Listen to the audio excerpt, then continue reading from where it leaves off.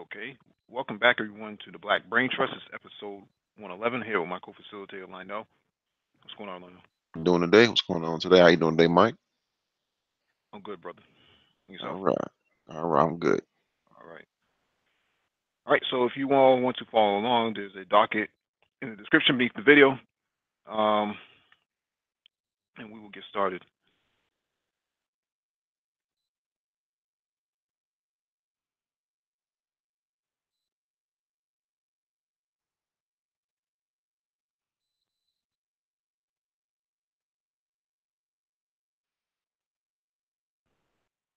All right. So first video is from RT, and this one is called "Hunting Boko Haram." Fed up Nigerian hunters take on Islamic terrorists. Uh, what's your take on this, Lionel?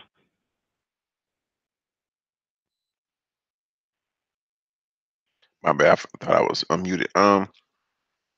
They were taking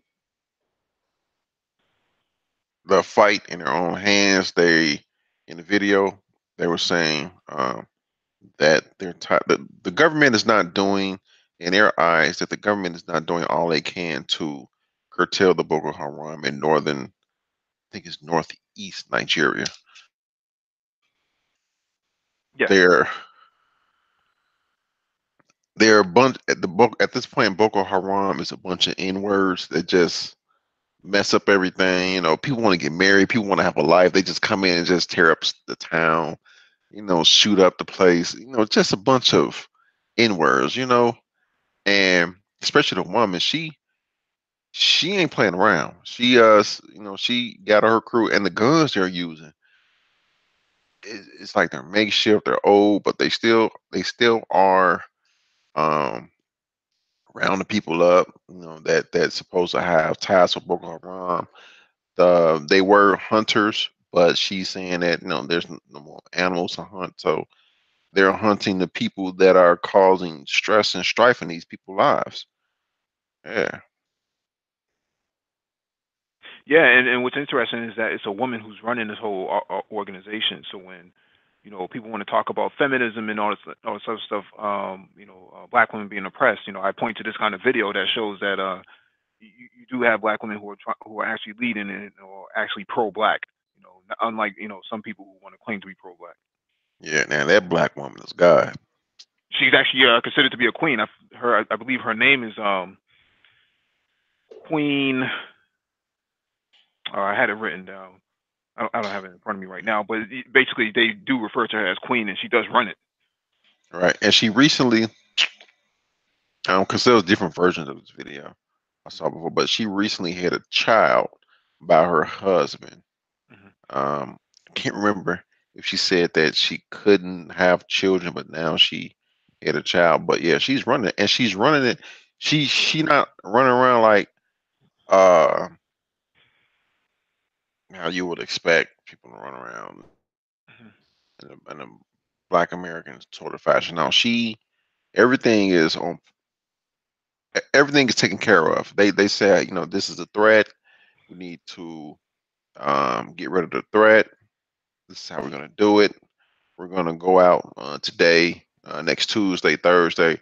This is this is the plan, and she's running it like that. Now that's how you run this. That's how you run that type of military. You have to have a plan. You can't just say, "Oh, when y'all start doing this, that's when I'll start respecting you." No, that don't happen like that. You know, you got to take Right, it into your own hands. right. People want to talk about what are black men doing to fight white supremacy or any sort of protectionist of black women. Here you have it right here.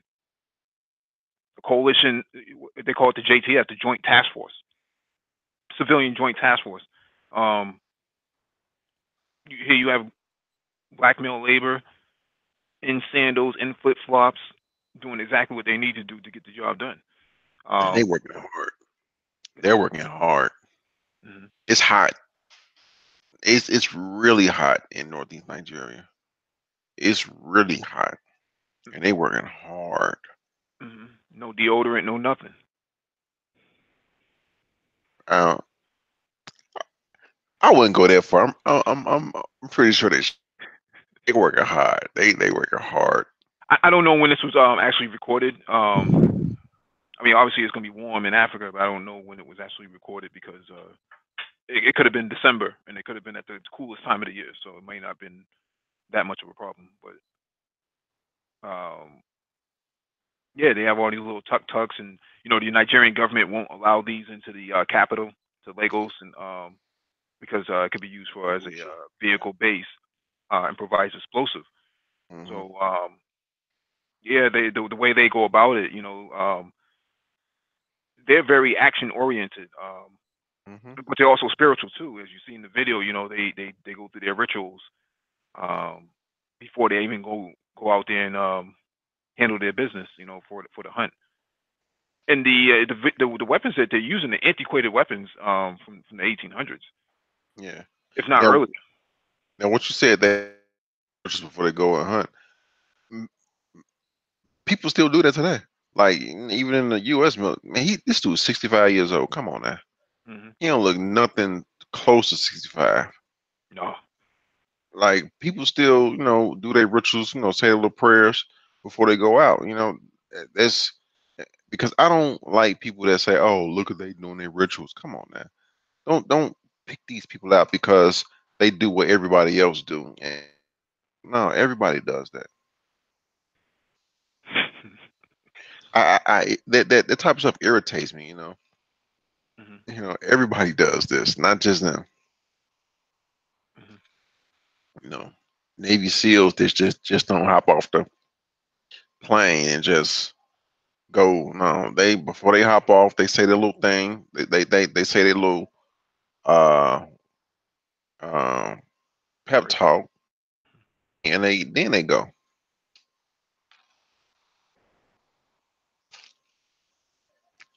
Yeah, Queen Aisha.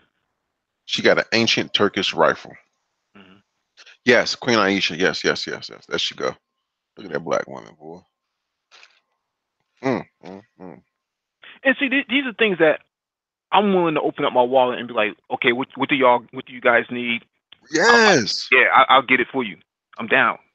I'm all about yes. I'm all about that. I don't know how I don't even know what the exchange rate is for a Um, U.S. dollar to a 365. $1 equals 365 naira. yeah, and whatever I can contribute. We give money. We spend our money on other things, that are frivolous in the United States. And you go to the Manosphere, you see other people's hangouts, getting, lots of, donations. But I'd rather put my donations, in areas like this that actually people who actually need it. Hmm. Queen Aisha's boys. Hmm. They showed the dude. He was 78. Golly, he don't look nothing close to it. I need to do what they doing. Golly, boy. Well, they don't have to eat a lot of that GMO food too, right? Yeah, So yeah. they're not really consume, And it's not meat heavy. There's meat in it, but it's not a pound of meat.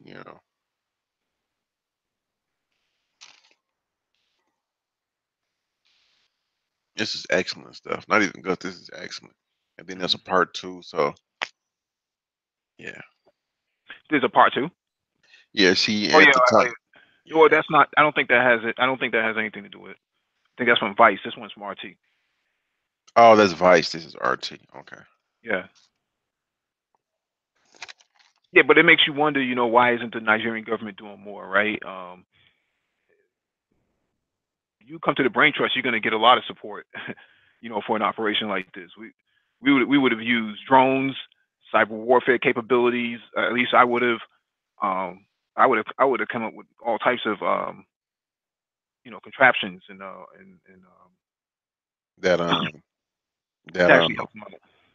the talk we had about uh black military. Yes, Hey sir. man, this is a this is the area to test it out at. Yeah, you got groups. I mean, it doesn't have to be exactly what we were saying, but you have groups like the Huey P. Newton Gun Club that could have came over there and Hmm.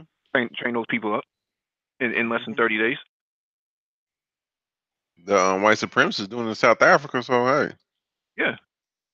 I mean, you have 3D printed arms now. 3D yeah. printed. Hmm.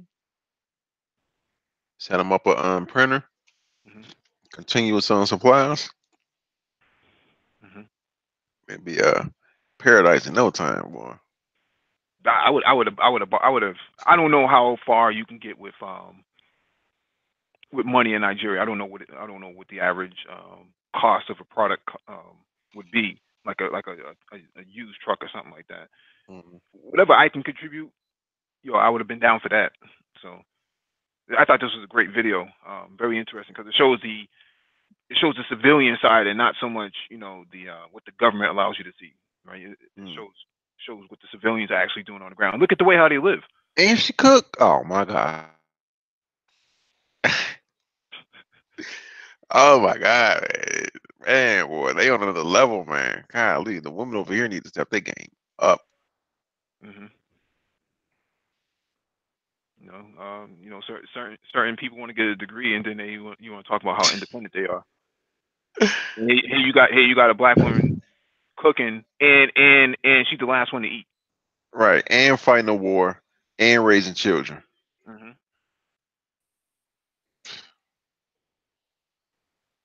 That's crazy. Hey, he got a Boston jersey on. Oh yeah, Yeah. I don't even know who that player was. Number 5.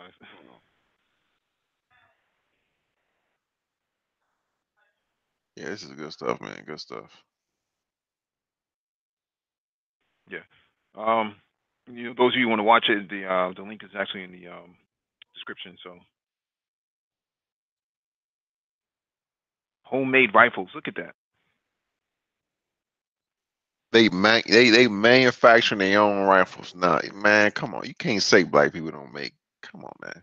Oh, well, it's the same old, same old. Black people living in huts, and they're not doing anything. And here you have a woman pregnant, cooking for the whole entire team, for the whole entire brigade, and she the last one to eat. Mhm.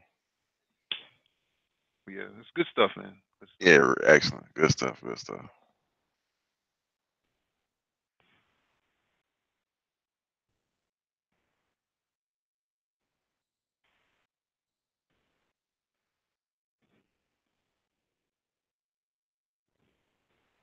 Let me. I lost my screen, so give me a second.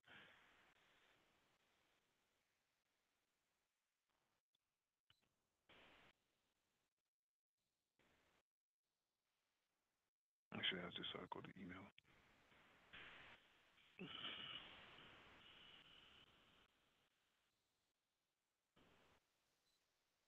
What's going on, Complex?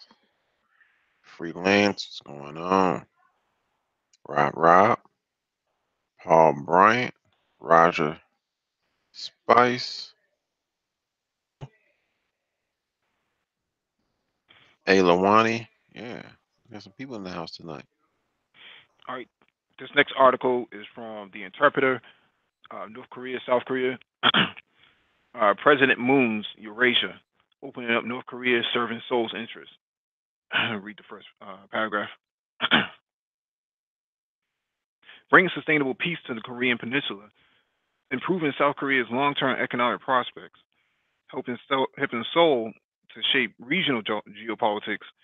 South Korean President Moon Jae-in's new northern policy is an ambiguous strategy designed to achieve these 3 goals. This is why Moon's proposal to launch an East Asian railroad community earlier this year is central to South Korea's foreign policy. This community is the basis of the new Northern policy. Indeed, it would be its first concrete manifestation and the reason why Seoul is so keen on starting work on an inter-Korean railroad as soon as possible. Moon launched a presidential committee on Northern Economic Cooperation barely 6 weeks after his May 2017 election and began promoting the new Northern policy. This underscores its centrally to Moon's foreign policy. He then announced his policy to the world during the Eastern Economic Forum hosted by Russian President Vladimir Putin in September 2017. The plan is to build 9 so-called bridges connecting the transportation, logistics, and energy infrastructure of the Korean Peninsula to the rest of the Eurasian landmass. A railroad connection would be the cornerstone behind the bridges. The plan was developed and announced during the days of the Fire and Fury, rocket men, and mentally deranged dotards in missile and nuclear tests. In other words, Moon's new northern policy is a long-term plan, regardless of the short-term vagaries of North Korean affairs. Now, after this, yeah, I won't read anymore. But the gist of the article, I thought it was interesting because you don't really hear too much about North Korea in the news anymore. What do you think, Lana? Yeah, you don't. Last time we really heard about North Korea or talked about North Korea was when Hmm. Moon and Kim Jong Un met in the demilitarized zone, shook hands. Hmm. That's really it. But now we're seeing this. Uh, we know they met, like the article said, during the times of the dotard and all that.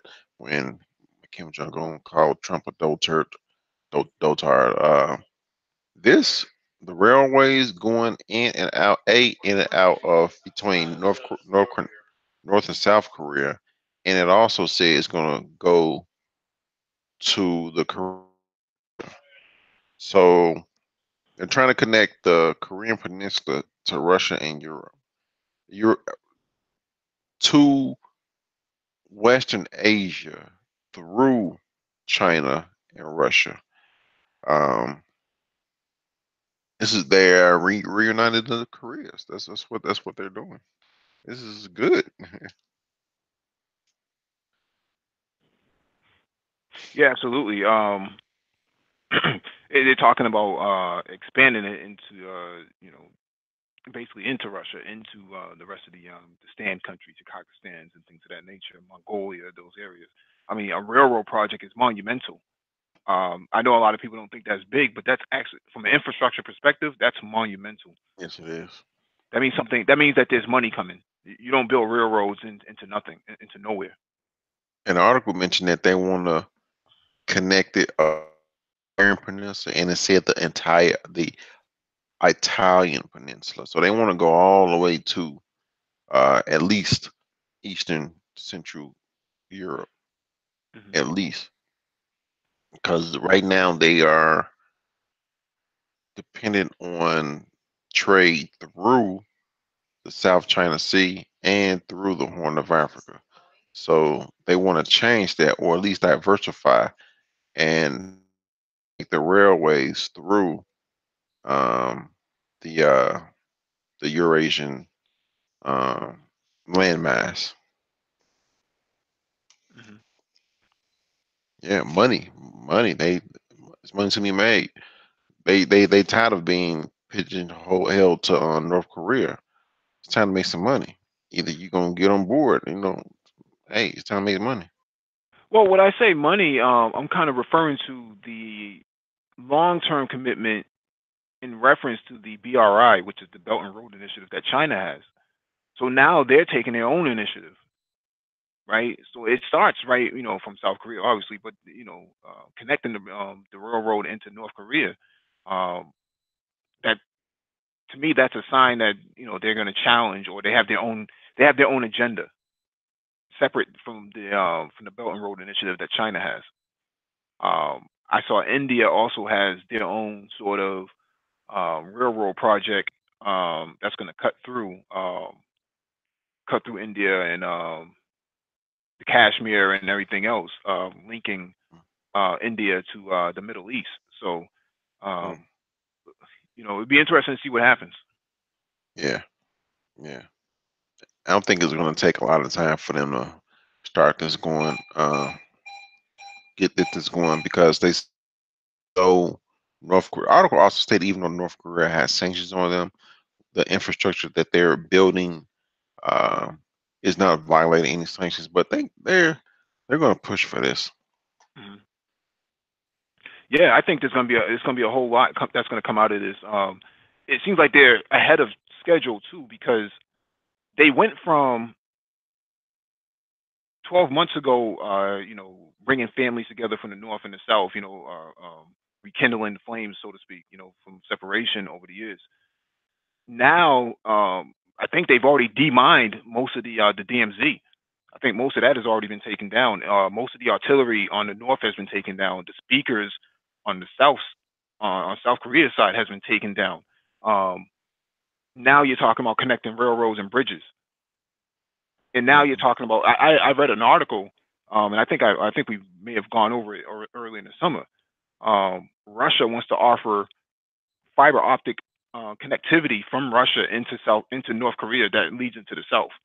So now you're talking about connecting one, two, three, four different countries together Mhm. from an internet standpoint, and you're talking about Russia sending gas, natural gas, liquid natural gas into North Korea and then piping it into South Korea.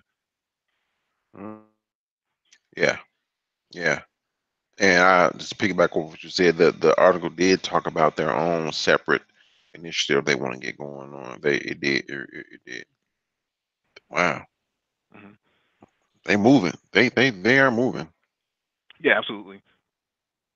Let's move on to the next article.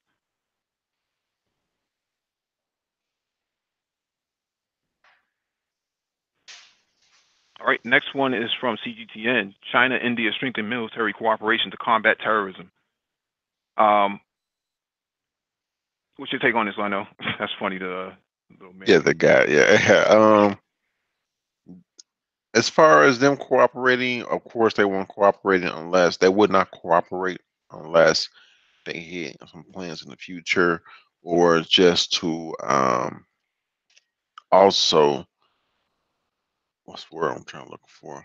Lessen any tension between the two countries. Um, Hmm. these two countries had their differences in the past. They're trying to lessen these tensions. As far as I can see, short of being privy to any information that or any future plans these two presidents have. Hmm. Any of you, Well, if you can mute yourself, please. India is a superpower. Um, if they're not a superpower now, they will be by the next 2 years. Um, it, it's important that you have two superpowers that live right next door to each other. This is not the same as Russia and the United States, right? They're worlds apart, right? They're thousands of miles apart. Whereas China and India are literally within feet of each other. You have two superpowers that live that close to each other, and they both nuclear. There has to be some form of cooperation. Um, and I see this relationship between China and India um, being another building block to actually squash the tensions in Pakistan and in the Kashmir. Right, you got to fix that Kashmir issue because it's so fragmented. But what's going to happen going forward is they're going to move from the east to the west. Africa is going to be, the new entire battleground. I would say the Middle East too, but I would say more importantly Africa because everybody needs those resources that's in Africa. Um, India has a lot of investments inside Africa too, especially inside Kenya. I think Kenya is their biggest trading partner. They get oil from Africa and they process it back in India and then they sell it right back into Africa, if I remember correctly, or in other places as well. They also the largest pharmaceutical um, partner with Africa too. In terms of fighting AIDS, HIV vaccines, and malaria and things like that. Um, they basically are going to need each other. India is an IT superpower, if that even makes any sense, right? They are very strong in information technology. China is an emerging technology superpower. They dominate in artificial intelligence. You have these two countries sitting side by side with each other. There's a lot of commonality that's going to come out of that. okay, but yeah, yeah. Everything you just said, I agree. Like you said, they're close to each other. They are superpowers. This and it needs to be some type of cooperation between the two. Hmm.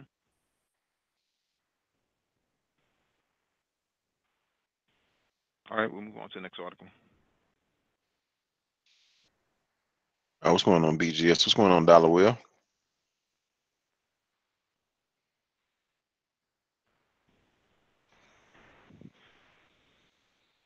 All right, this next article is from Bloomberg.com. Theresa May said to warn Merkel, Macron, their Brexit deal is almost dead. This is going to be interesting. Yeah. Theresa May privately warned Emmanuel Macron and Angela Merkel that the Brexit deal is dead unless they compromise. After European leaders rebuffed in her request helping for help selling the agreement to the politicians in London. May delivered the message during a private 15-minute meeting with the French and German leaders. Dutch Premier Mark Rutte and European Council President Donald Tusk at the end of bad tempered summit in Brussels on Friday, according to a person familiar with the matter. The Prime Minister told the four that that the UK and the European Union will have reached the end of the road after 18 months of exit negotiations unless they get further assurances on the most contentious part of the package, the backup plan for the Irish border. Britain leaves the club of 28 countries on March 29th, and May is battling to save the agreement she negotiated with the EU from being killed off by opponents in Parliament. If May can't find a plan that Parliament will accept, the UK will be on the course to crash out of the bloc without a deal to cushion the blow, causing economic damage that British authorities predict could include 25% fall in the value of the pound and 30% crash in house prices. This is a pretty long article. I don't want to go through all of it, but one of the stipulations of the exit is that they have to pay 80 billion pounds to get out. Mm-hmm. That's a lot of money. You're basically extorting the British, and the British are not really a big fan of being extorted. They're very much supremacists themselves. They have their own sort of ideology that they're trying to maintain, and it runs not so parallel with the European Union. The European Union is a colonialist project for Europe for Europe. To colonize all of Europe. Through the currency and unelected officials. These are basically oligarchs. Now they have to. You say they have to pay 80 billion. Yeah, something to that effect. Okay, so the EU was a um, countries that traded with each other. Trade flowed through. Now UK wants to come out, but because they want to come out, they have to pay 80 billion.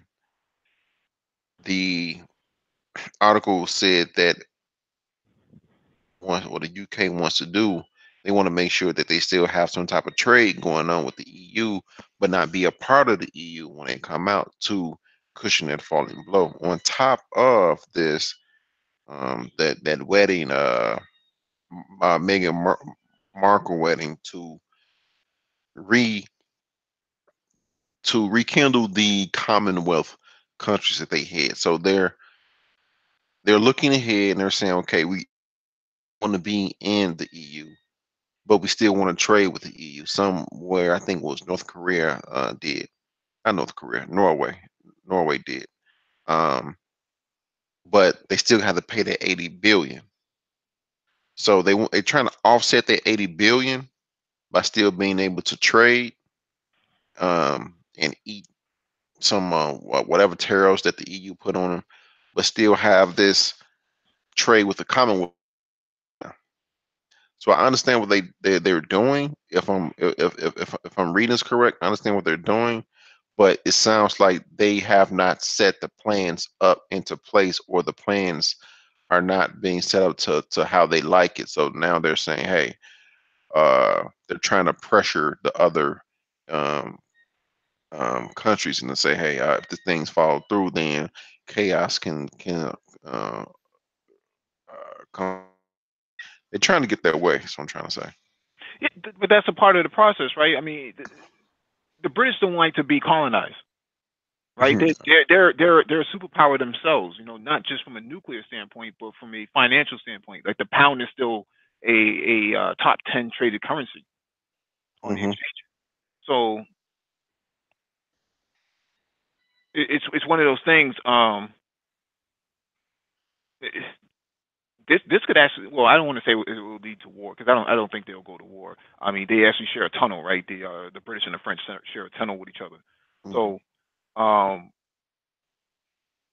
there could be a hard break in relations. Um, but now the British know what it feels like to be colonized and try to get away from your colonizer, right? It's one of those things like Africa, you know, as an example, wanted to get away from colonialism, and the British were vehemently trying to drive that, the concept down their throats and saying this is good for you, pale face is good for you. It's like no, they don't want that. Right. We'll see, because they have until March 29th to to That's not say, enough yeah, time. That's not enough time. I mean, you're saying they can push it back. it takes 6 months just to do paperwork. Ooh, They they had could, 18 months to figure this out, so it takes 6 months just to do paperwork. If you're telling me you have until March 29th, so they that's could push this back. That's like 4 months. Well, really, no, it's three. That's 3 months from now. well. Either way, if it fails, this is going to be her exit out the door. That's why Yeah. David Cameron was having panic attacks over this. He was going back and forth to the hospital every day because he was having panic attacks and feelings of a stroke and things like that because this is how crucial it was to them. This can collapse their whole entire economy. Mm. Yeah, yeah. The article did say what is it, like a 25% drop in the pound and 30% drop in the housing market. Yeah. Wow, this can spur on global economic. I don't want to say collapse, but Well, to the Commonwealth countries who are aligned with the British, yeah, this can really hurt you because now you're on the same shoestring. mm, this is good stuff, man. Ooh, Yeah, I mean, a lot of your Commonwealth countries are within Africa. yeah, This is why they need to it, everybody needs to just have their own sort of platform. Don't like I don't see why the UK even joined the EU in the first place. Like there was no real, in my opinion, there was no real benefit. I mean, you yeah, don't even have British cars being made in Britain anymore, right? I mean, you have a few factories here and there, but there's no massive facility of British unionized workers, at least not to my knowledge. yeah, The BMW Mini factory inside the UK is actually fully automated now. There's only like maybe 20 or 30 workers there. The car is actually manufactured by robots. The only thing that the humans do is they actually verify that the car actually works. yeah. The UK and Germany, because Germany provide a lot of. Well, they are a manufacturing powerhouse compared to the other countries' contributions in manufacturing. They're a financial powerhouse inside the European Union. Everybody's pretty much dependent upon them. Oh, this is bad. This is bad for all the other European countries that's in this EU that don't do nothing. That just that are in the south of France just kicking it. Oh, this this is horrible for them. Well, If next year they Germany say, well, since Britain is hard breaking from Brexit, you know what? We've been thinking we're gonna do it too. Oh, this is bad. and that's you see Italy on the first of the month they wanted to have a conference about Libya. They want to Mhm. tie themselves into the African economy now because there's nothing left in Europe. Mm. Same thing if Britain leaves cleanly, if they have a clean break from the EU, then who else is next? What about Germany. Greece? Well, Germany won't leave. Germany is the center of the EU. They're the center power. So Germany won't leave, even though everybody's, well, seemingly everybody is leeching off them. No, they won't leave because everybody pays homage to them. You know, if they the, Germany is was Hitler's original plan, right? To colonize the Europe as a whole, and they have done it successfully through the European Union and with a European Union currency, right? The euro. Mm-hmm. So therefore, Germany really got what they wanted. Everybody else did not, though. And now they're talking about creating a European army, the EU army. Yeah, it's France and who else? Germany, right? Yeah, Macron is backing it, right?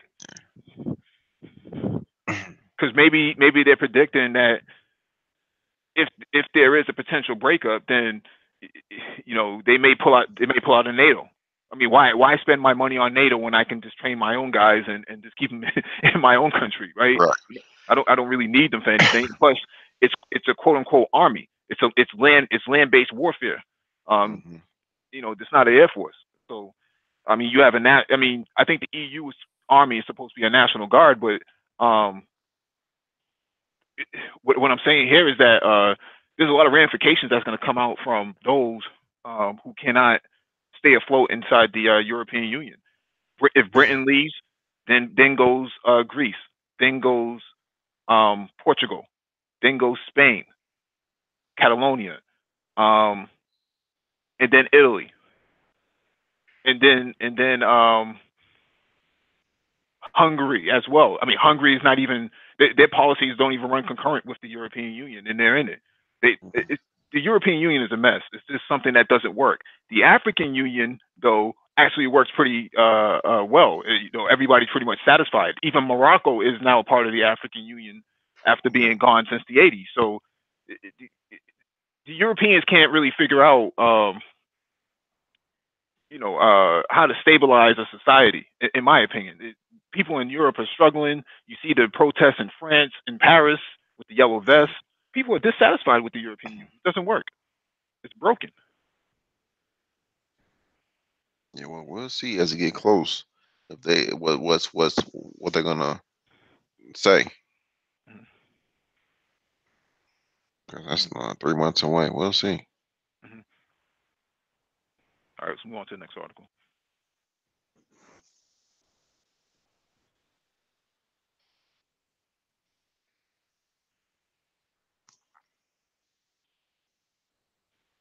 All right, this one is from BusinessInsider.com. Japan unveiled new plans for F-35 aircraft carrier and its Chinese Navy killer. Picture of the aircraft, the F-35. Japan on Tuesday announced what everyone had long suspected. The Izumo class helicopter carriers would host F-35B short takeoff vertical launch stealth jets, and the platform will be transformed into a weapon Tokyo hasn't wielded since 1945. Japan announced on Tuesday that it would change its defense guidelines and buy 105 more F-35A stealth jets, as well as roughly 40 F-35B um, jets that can take off vertically from its flat deck Izumo ships. Japan said it would retrofit its two Izumo carriers to handle the extreme heat and pressure of the F-35B's vertical launch from the decks in the pivot from its post World War II pacifist stance, citing rising threats from China, Russia, and North Korea. Interesting that we just went over North Korea, actually, doing more civic obligations, to the railroads and bridges and shit. Mm-hmm. This is just a map of the East China, East Asia. You have North Korea, South Korea, China, East China Sea, Japan, Sea of Japan, Vietnam, and Philippines, Malaysia. Japan has sought Japan has long sought a long-range fifth-generation aircraft to defend its far flung islands claims as Russia and China routinely test its borders with the fighter jets buzzing its borders. But the U.S. hasn't yet offered it anything that it can do the job. The F-22, the U.S. fifth generation fighter, came across as an ideal solution for Japan's defense needs, but the U.S. refused to sell anything, refused to sell, saying that the cutting edge technology was too critical to share. Yeah, right.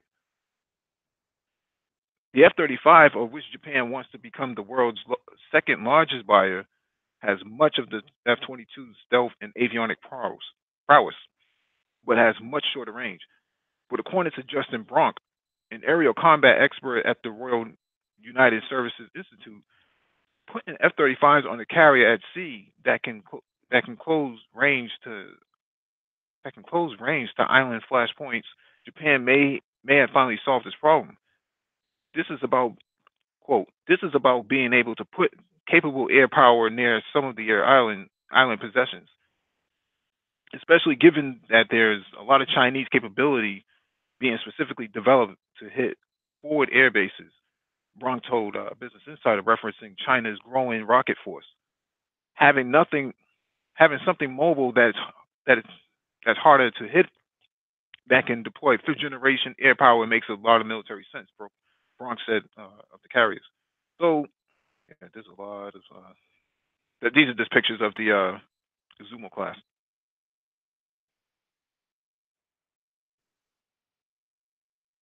Yeah, it seems like Japan has aligned themselves with America, opposed to China, Russia, the Koreas, and because of that, they see. I don't understand. Japan and China has some history. They've been them not apologizing for them taking over China in the past.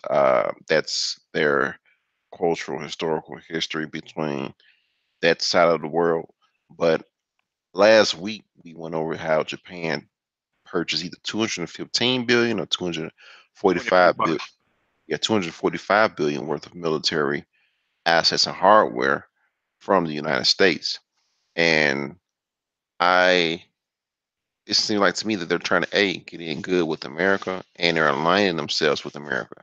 So because they have that position, of course they're seeing China, Russia, the two Koreas, which soon to be the one Korea peninsula, as a rising threat because they are building up their infrastructure, building up their navy. You have China building up the Spratly Islands in the South China Sea. You have China growing their influence or in that area. So of course they see them as a threat. They see Russia because Russia has deals with China, and then you have the two Koreas, which the article we just read, saying that they want to increase their own interests and increase their own trade through Eurasia. So it seems like Japan is, in their view, caught in the corner. So they're trying to get in good with America. Right. I mean, I think they've always been good with America. I mean, they've always been the bedwench, right? The Asian bedwench. Mhm. Uh, Wow. but the problem is, um, you're no longer a superpower. I think Japan went through their um, their financial setbacks in the '90s, right? I mean, the Japanese stock market, I think, crashed. I think they had their own recession in the '90s, Hmm. which brought a lot of Japanese car manufacturers to America to permanently station themselves here. Um, but with that being said, Japan really hasn't apologized for what they did in World War II to most of these countries, including China. So now China, has been in the gym working out, hitting them reps, and doing them dips. They feeling real froggy. So they feeling like Kenneth Thomas. But what I'm, when you really put it into perspective, Japan's setback actually gave rise to China because Yeah. a lot of manufacturing, a manufacturing boom in China. I mean, in Japan. I mean, not in Japan, into China actually Hmm. spurred a lot of their growth. And while Japan was picking up the pieces for themselves, China was reemerging into something that no one had predicted could happen. China is ahead of schedule for the most part. Yeah, they are. They are. And the article said those F-35 jets, um, uh, Japan doesn't have the, let's say, proper carrier for jets to go, like take off from. So they need those vertical jets. And with those vertical jets, it also said that they can hit closer range targets, such as what China is building up in the South China Sea, such as uh, China and the Koreas, especially the Koreas. So it's like they're lining themselves up just in case something pop off or jump off. Then they will have the military hardware to defend themselves. Yeah, I mean, Japan already has a military base in Africa, in Djibouti.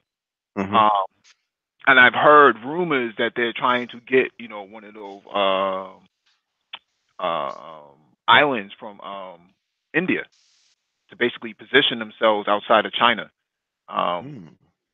so if India, okays that deal with Japan, then they'll have a very close striking distance for China in West China. I think that's closer to Hong Kong. So Wow. if they do that, um, that gives them some leverage. But you have to understand that China is a massive country. It's not like, oh, China's like the size of China's just made up of just Hong Kong, and you can just strike that and then take off and leave. That's not going to happen. And the thing is, if you hit China, you have to occupy its land. I mean, you're a military guy. You have to Yeah. occupy the land in order to subdue them from retaliating. Right. Japan, Especially at. yeah, Go ahead. Japan does not have the capability to occupy China today like they did in World War II. It's not the same. No, especially since China is the superpower it is now. So you really have to occupy it because they're going to retaliate. When they retaliate, they're going to make an example of you because they have other people that are throwing rocks at the throne that they are tired of. So they got to make an example of somebody. And B, Japan's population is dwindling. Nobody's having children like they used to. So who's going to be there to occupy uh, China? It's not like uh, half their population or a quarter of, or a third of their population are 35 and under. They have an aging population, so they don't necessarily have the manpower to do that. Now, with the previous video that we went over, I think it was the second one, how China and India was doing military drills together. With that said, do you think, I understand Japan may be lobbying India to take over one of those islands. So, do you think India would allow them to, would okay that, knowing that they have these joint military operations with China, and knowing Japan and China's beef with each other? It's complicated. It's like It Charlotte's Web. is. It's very complicated. It is. It's more soap opera-ish than anything else. But India still has concerns about China's growing power. They don't want to be colonized by China either. Hmm. So you probably see India and Kenya actually work out a base, a military in East Africa. I mean, I think there is already a military base for India in the Indian Ocean, close to Africa, if I remember correctly. I forget the name of the island, but You talking they about Sakart? I think I know what you're talking about. It's between Yemen and the Horn of Africa before you go through the straits. mhm. Yeah, it's like Sakarta or something like that. Yeah. But don't forget that India also has a aircraft carrier. A Japan, aircraft carrier, right? yeah, hey, so they'll have another one soon. But Hmm. most of the time, if you have an aircraft carrier, if you have nuclear weapons, you're talking about power projection. So this new aircraft carrier that Japan is, well, I shouldn't say new, this refurbished and refitted. is a an idea for projection. But who can you really project your power to? I mean, you have a military base in Djibouti, but do you think that Africans are going to get on their knees for you at this point? No, Five they years, not. yeah, 5 years from now, Africa is not going to be playing any more games. If Paul They Kagame is still in power in Rwanda and in charge of the African Union, they're not going to play any games because he's already talking about putting 2.5 to 3% tariffs on Chinese imports as well as other imports. You know, even United States. Um, I mean the European Union. Sorry. Um, and you're talking about arms sales. I mean, Africa just had a arms exhibition inside Egypt. Africa's arming themselves up right now. And if you think that being Japan, you're going to project your power all the way into the Indian Ocean or the Red Sea, and you know the Africans are just going to let you just pass by. No, you're going to have to you know you're going to have to rethink your strategy, your global strategy. And I don't think Japan really has a 100-year strategy for themselves. Maybe SoftBank does, but not yeah. Japan as a nation state. I think Japan is you know basically biting their nails at this point. After in a few years, well, Japan is going to have to curve that aging population. They're going to have to encourage Japanese people to more families. Whatever reasons Japanese people are not making families, they have to address those issues. Then what you just said with Paul Kagame, Mhm. as these African nations get more powerful, they're going to ask some of these people in bases, these people that have bases inside these countries to leave Mhm. because that going through the Red Sea, they're gonna, like you said, they they gonna continue to be in the gym, hit them dips, the military presses, and them curls, and they're gonna say, hey, you need to break us off that money. This is our land. This is our sea straits. We need some more money. Mhm. So I don't know what Japan's gonna do. Like I said, they aligning themselves with America. So we'll see. Well, don't forget we covered an article last week about Chinese African military cooperation summit that was held in China that nobody really understood and understood where it came from. It was just so sudden, right? So it happened Hmm. early this summer. So now they're talking about creating a Chinese African NATO. Really? We covered this article last week. Yeah, but I'm still 55 countries in Africa showed up into Beijing, military, to have a military talk about military to military cooperation. You take a superpower like China and you take a continent like Africa and you combine these with a Article 5 similar to NATO that says if one NATO country is attacked, then all other NATO countries must respond. mm, What's going to happen if there's an Article 5 between China and Africa that says that if one African country is attacked, that means all other countries must come to the defense of that one African country. So what happened in Libya would have been different. It probably yeah, would not have happened. yeah, that that would have been dead. That would have been cut short real quick. Hmm. Let's move on to the next article. I think we're gonna.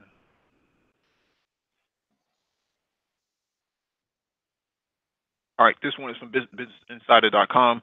Russia and China's new missiles could scare the U.S. president away from deploying aircraft carriers. Yeah, this is the one. The U.S. Navy's 11 aircraft supercarriers represent the envy of the world in terms of naval might and power projection.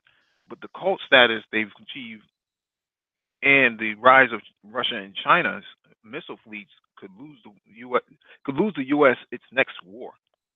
The missiles aircraft carrier goes in times of crisis. The first question a president asks is, where are the aircraft carriers? The U.S. Navy's Nimitz class aircraft carriers tower above most buildings at 130 feet above the waterline, more than 1,000 feet in length, and displaces 100,000 tons of water. They transcend the idea of ships and become floating cities or mobile airfields.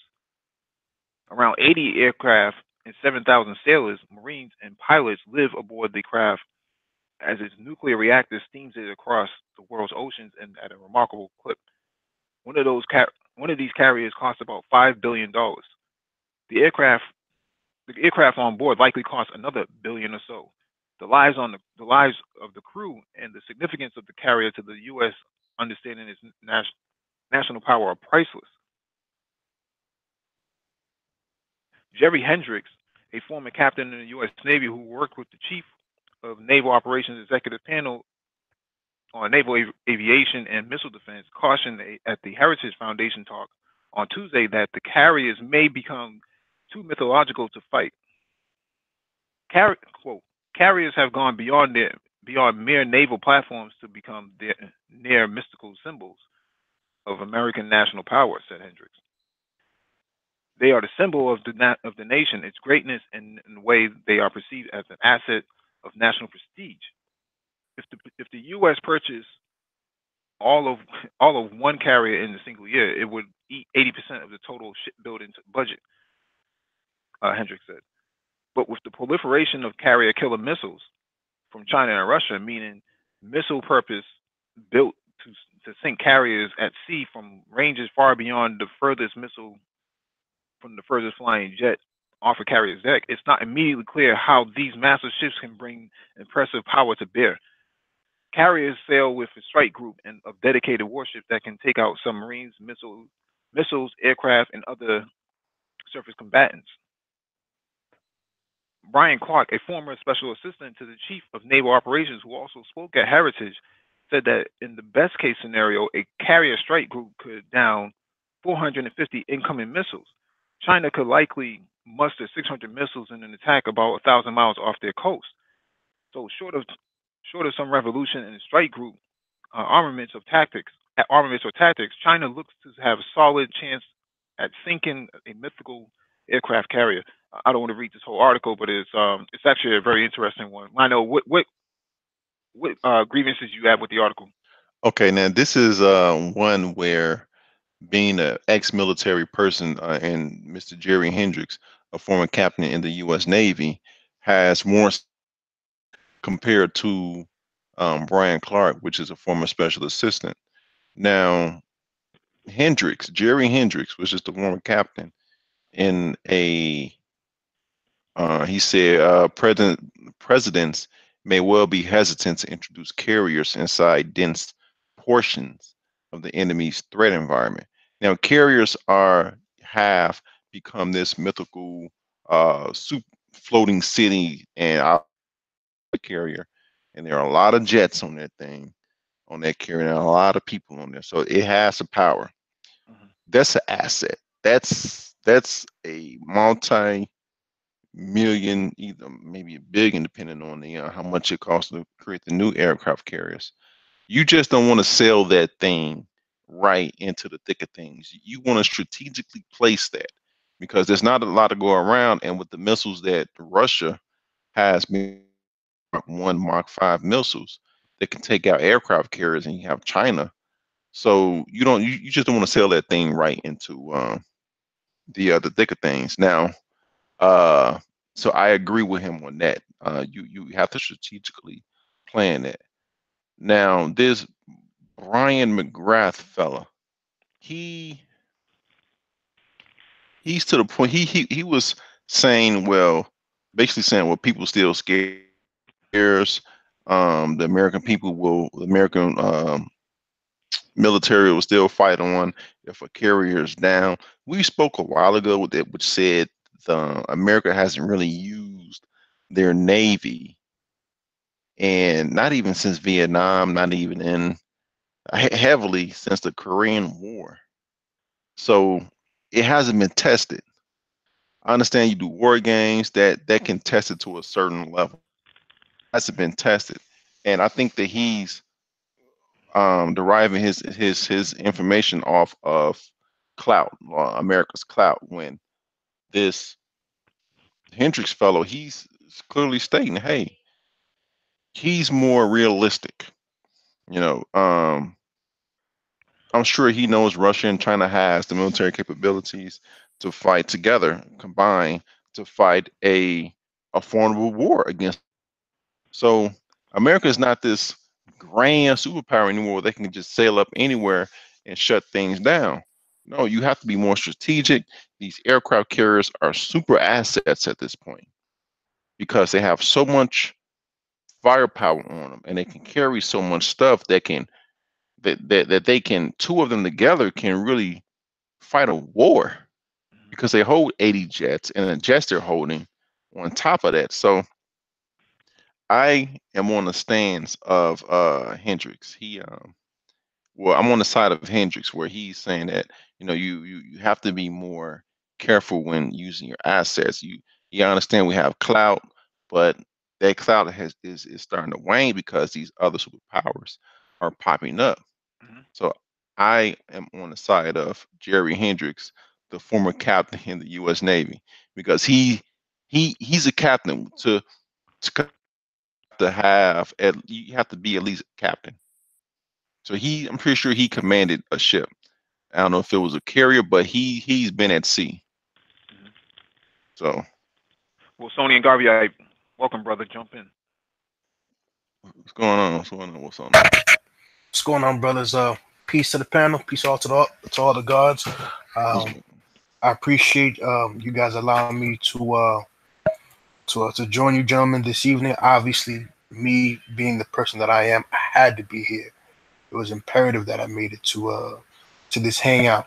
I'm just basically replying, at least right now, to what I'm seeing in the comment section. One brother did mention about Japan. Mm-hmm. And I thought, from the outside looking in, that perhaps in order for Japan to shed its defense force, is maybe a rise in nationalism or even royalism, if I may. Obviously, now we're going back in time as far as culture is concerned. You can't transpose 18th century and 19th century and even earlier 20th century culture to 2018. I'm not saying that it can't happen, but at the very least, as we all know, you would take things that are applicable and leave things that are not, or things that can't be adaptive. Um, but yeah, that's one thing I did remember reading about the refurbishing of a super carrier. My question is the building of a brand new super carrier, is that something that's illegal under the new constitution, even under a defense force for Japan? Because I don't think it's the lack of the technological resources in order to engineer and build one. I would think it's more of an international legality that's preventing them from doing so. But I'm just Mm-hmm. Lionel could probably answer that better. It's probably left up to money. Can you get some feedback there? yes, sir. It's probably dealing with money because Japan, Japan's economy isn't thriving. It costs money to build one of these things. It costs millions, hundreds of millions of dollars to build one of these things, especially if you want to outfit it to protect yourself. In Japan's case, they see Russia, China, and the Koreas as growing powers, and they know Russia, China, and especially North Korea. Kim Jong Un has proven himself launching rockets. So their close geographical proximity to these countries, they would have to make that aircraft carrier well. And on top of that, once these countries get hold of that information that Japan is building their own aircraft carrier, they're gonna build their arsenal up to take it out. That it's that type of game. But to be honest, it's really, I think it's about money. It's to build these things. It takes time to build these things. It takes a lot of money to build these things. Well, they retrofitted the Zuma class helicopter deck Hmm. um, carrier. So that that F-35 is powerful enough to have that short of runway and take off, right? It's like one of the only fifth generation fighter jets that. Um, can you hear me? Yeah, yeah, they can do a vertical takeoff. No, or a straight takeoff. They wouldn't even have to do a vertical takeoff. The Mhm. F-35B does vertical takeoff, but um, the F-35A actually does straight takeoff.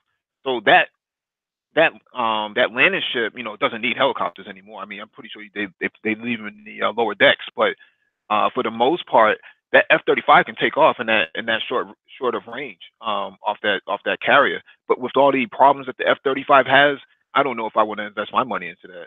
I would have to build something more indigenous like China did. Mm. And I think we were just talking about that the other day. And granted, the vids that I remember seeing were a few years old, but I don't know if financial aspect has been rectified. But the last time I checked, it seemed that the F-35 was just a money pit, throwing good money after bad. They want it to be, they wanted to be a multi-positional player as opposed to a specialized skill position. And it seems to me that there's always a compromise, right? I think it was Thomas Sowell who said that there aren't any, there's no solutions, just compromises. And it seems that as far as a military application is, that's what the F-35 is, because it seems year after year, it's just they keep pushing back the I guess the ETA, but again, maybe I'm working off dated information. Well, here's the thing that from my perspective, right? Because we covered these articles on the Brain Trust. Russia displayed, and we've shown this. Russia displayed a supersonic missile that's a carrier killer, and it was so powerful it knocked the ship right over on its side. Mhm.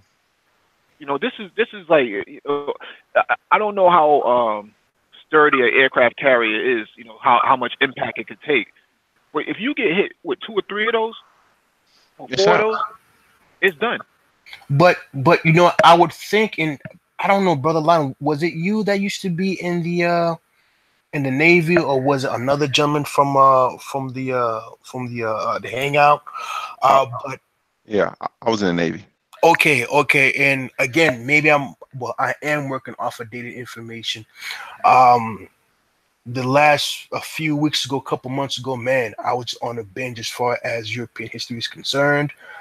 It made me it cemented the fact that and again, I apologize for going off in the weeds here.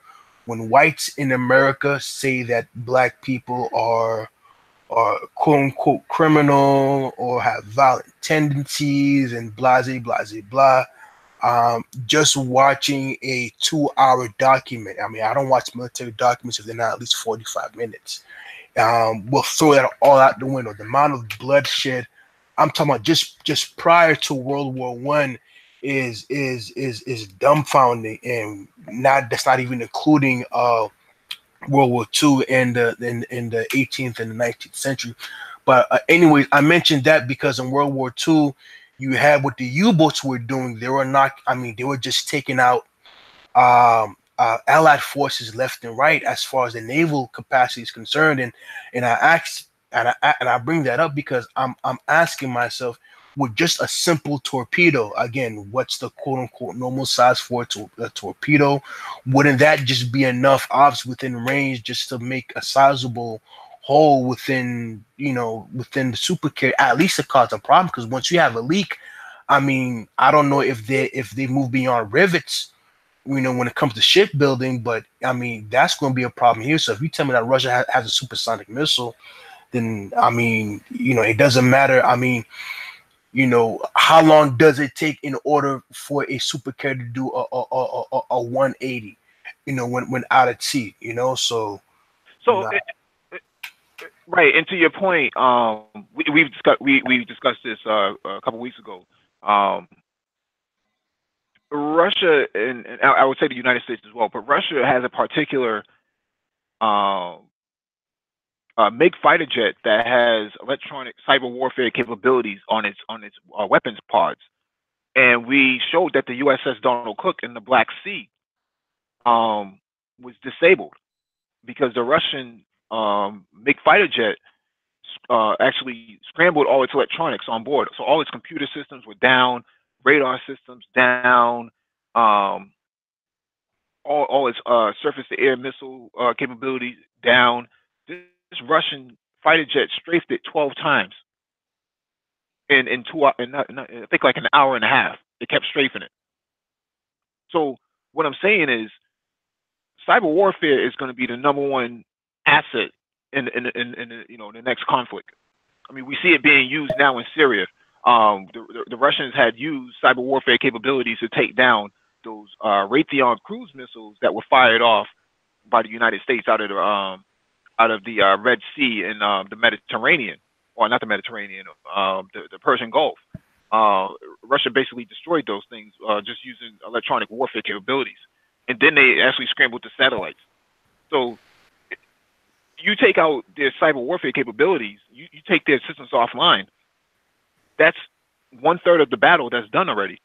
And then you start factoring in that if you're blind, if you don't have any visibility, you're a sitting duck.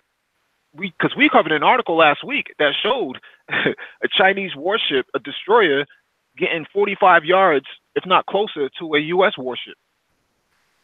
And the U.S. warship couldn't do anything about it. So my question is, or a question that I have is, if the U.S. expenditures for as far as military spending is concerned, if it's that much higher, what is it again? It's the budget that would surpass what the preceding 9 countries or what have you.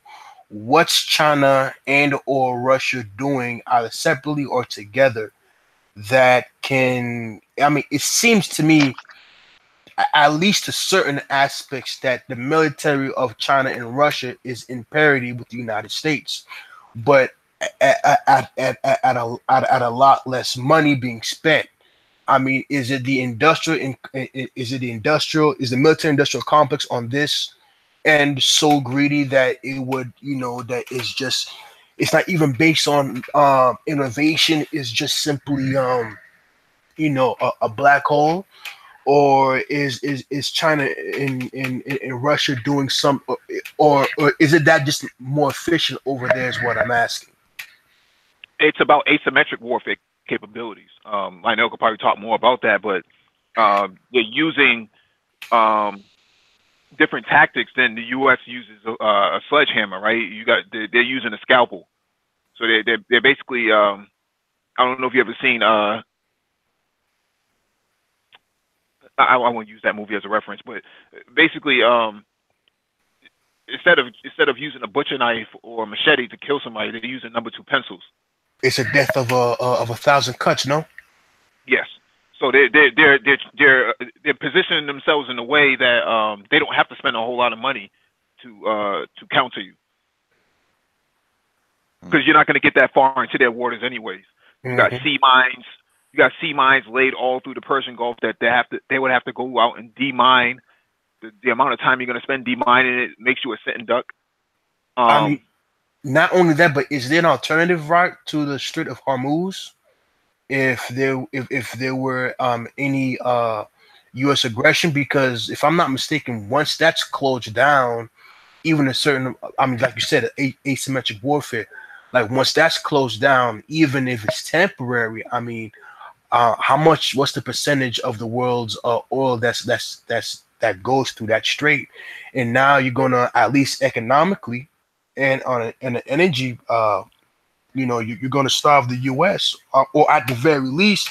And again, it doesn't. I mean, this is all conjecture at this point, but I'm guessing it doesn't have to be long. If 1, 2, 3, 4, 5 weeks. I wasn't alive in the 70s or in the 80s, so I don't know what happened when the OPEC, whatchamacallit, happened. But if it's a month and a half of, exuberant damn near price gouging as far as the gas is concerned. Now the United States is going to have issues on multiple fronts, not only militarily, including cyber security, but domestic issues at home. That's going to be exacerbated by energy restriction. But again, this is all conjecture from my end. All right, we'll move on to the next article. We don't have a lot of time. This one is from avweb.com. Chinese fighter mystery solved. So the Air Force has ended speculation about the nature of an aircraft that looked a lot like China's latest J-20 stealth fighter at a Savannah Air Base. So conspiracy theorists will have to move on to the next one. In early December, a fuzzy photo of an object with some of the characteristics of the relatively new frontline fighter sitting in broad daylight on the ramp on the military side of Savannah Hilton Head Airport in Georgia was published. Theories range from defection to a movie prop to the mundane, accurate origin of the object. It is a full-scale replica and remained at a air-dominant center for a short period during the week of December 4th to the 6th. The United States Military Corps is funding and directing. This is the worst written article I've ever read. It's horrific. I'm not even going to bother reading it. Basically, they've discovered a Chinese fighter jet that's basically a knockoff of the F-35 fifth generation fighter, and they're pinpointing it. And they did a good job of breaking it down, because in the article toward the end, it said that even before the authorities could respond to the avianist website, that they already figured that it was just a knockoff, and the ways they figured it out was ingenious. So yeah, things are not the things on the I forgot the words they use. I'm not expert in these jets, but things were not correctly placed on a jet. Right. I'm assuming that the Chinese have gotten a early blueprint of the F-35 and copied it from there. Much like Huawei copied the routers and switches from Cisco, even with the bugs in there. So they even had the bugs inside the same router and switch that affected it. Yeah. All right, let's move on to the next article from Al Jazeera.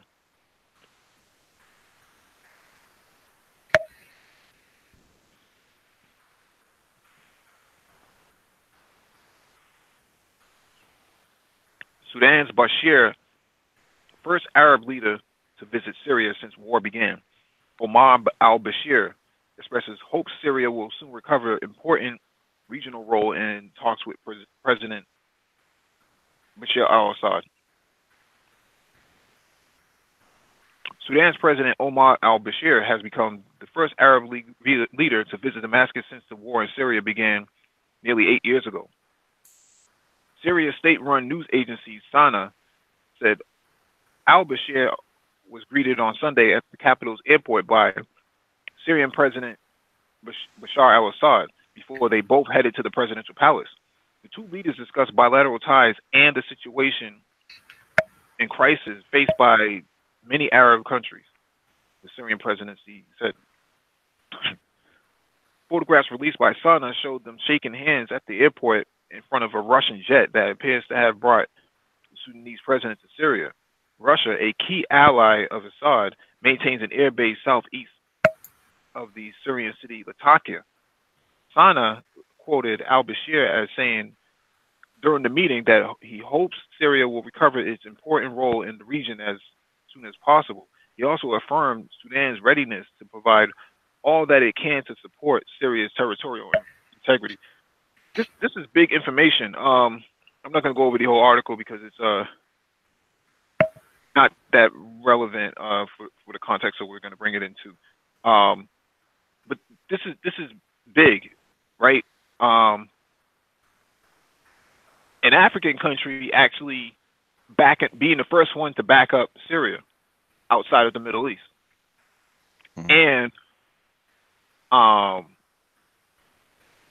you know, the, basically they don't visit these countries unless they figure that it's safe enough to do so. That's because the war is over. There are no more ISIS strongholds inside Syria. I think 93% of Syria has been recovered by the Syrian Arab army, and the remaining percentage of skirmishes and pockets inside Syria are actually in the northeast, where the United States is occupying.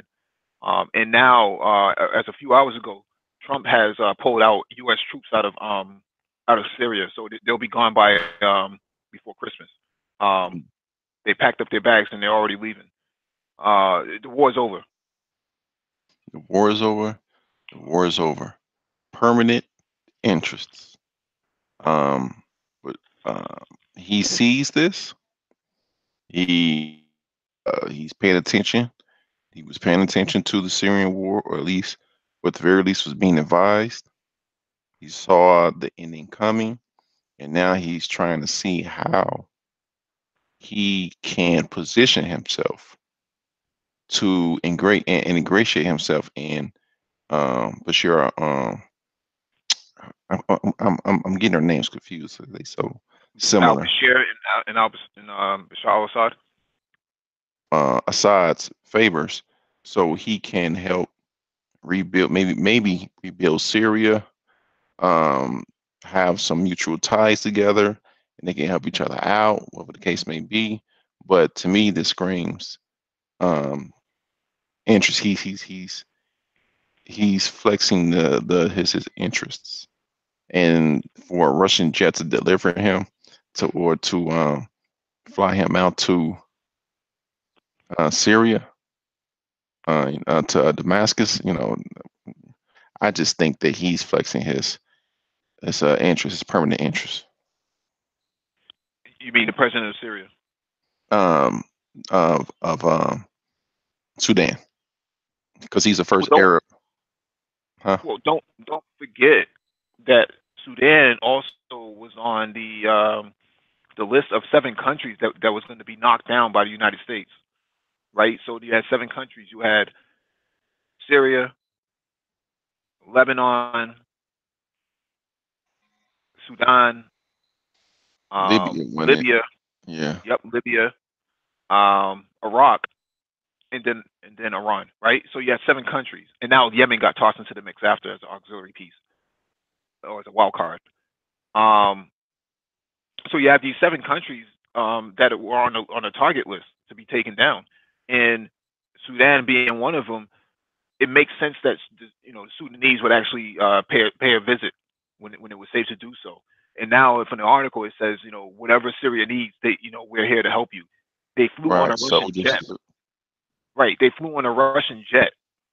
That means that Russia is rejecting their power, right? They're letting everybody else know that if you because um, Al Bashir is actually wanted on the international criminal courts Yeah, Switzerland.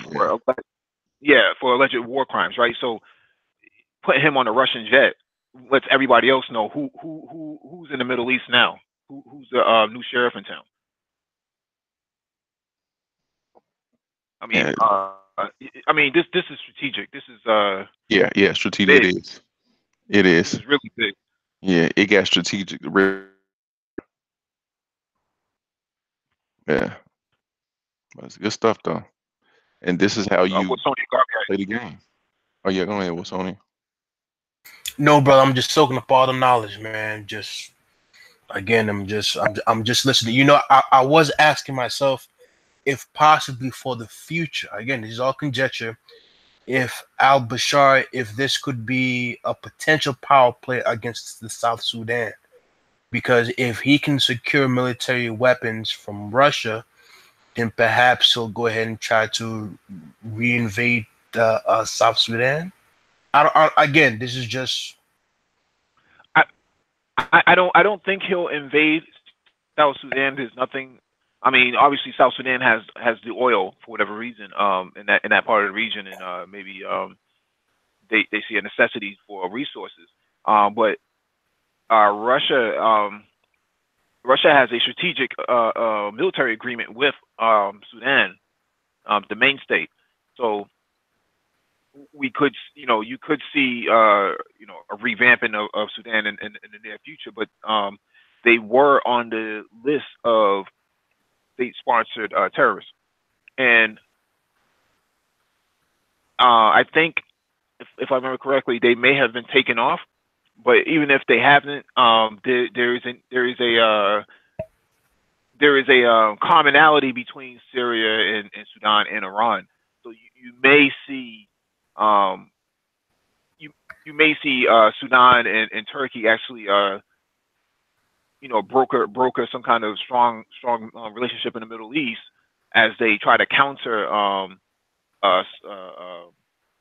any sort of Western hegemony in the region, because despite the fact that all these countries have some commonality, you still have to deal with NATO.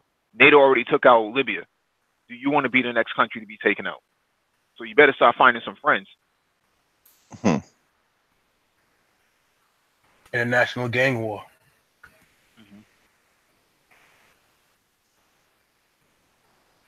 Yeah. But I'm ready for the next item on the docket. All right, let's go ahead.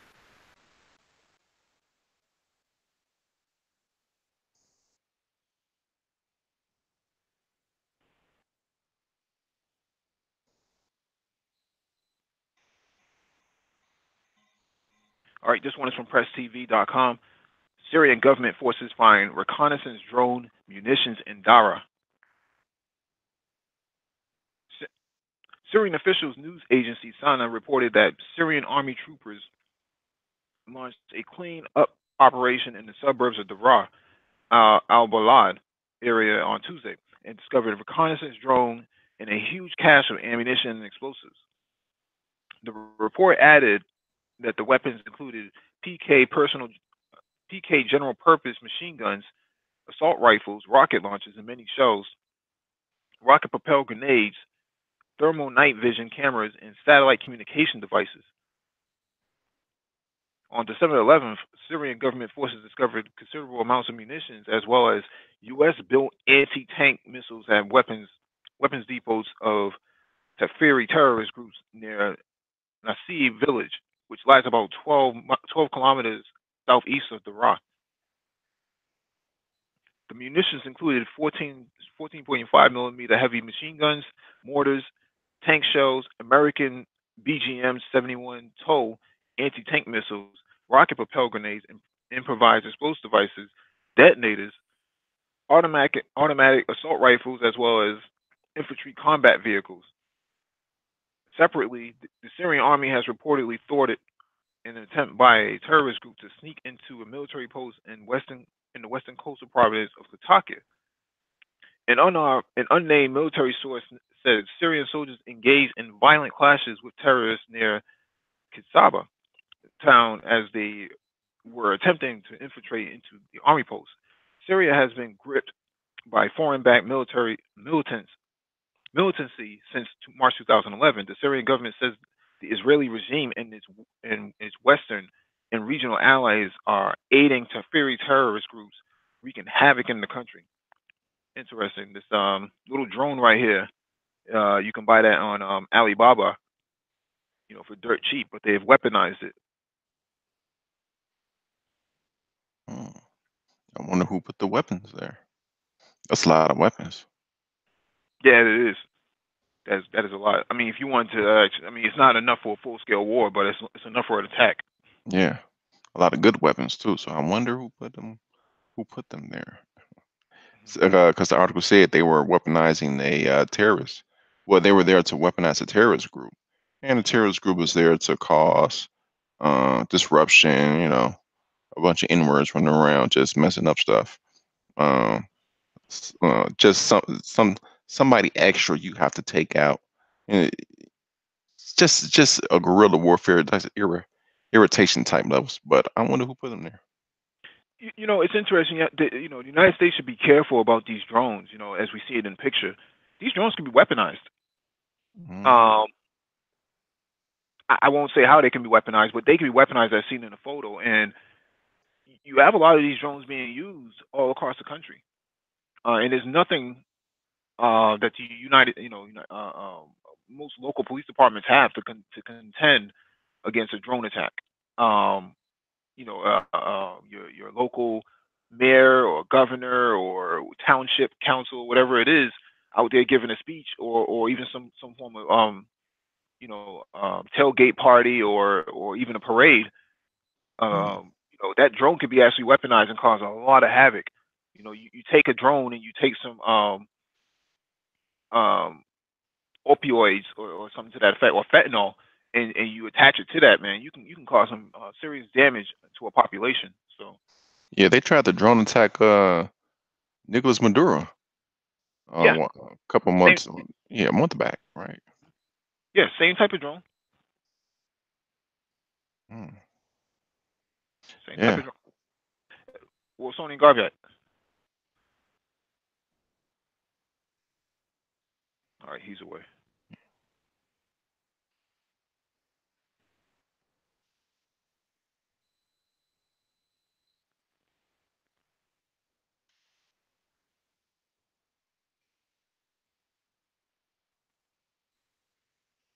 All right, this next article is from BBC.com. U.S. Africa, Bolton unveils plan to counter Russia and China influence in Africa.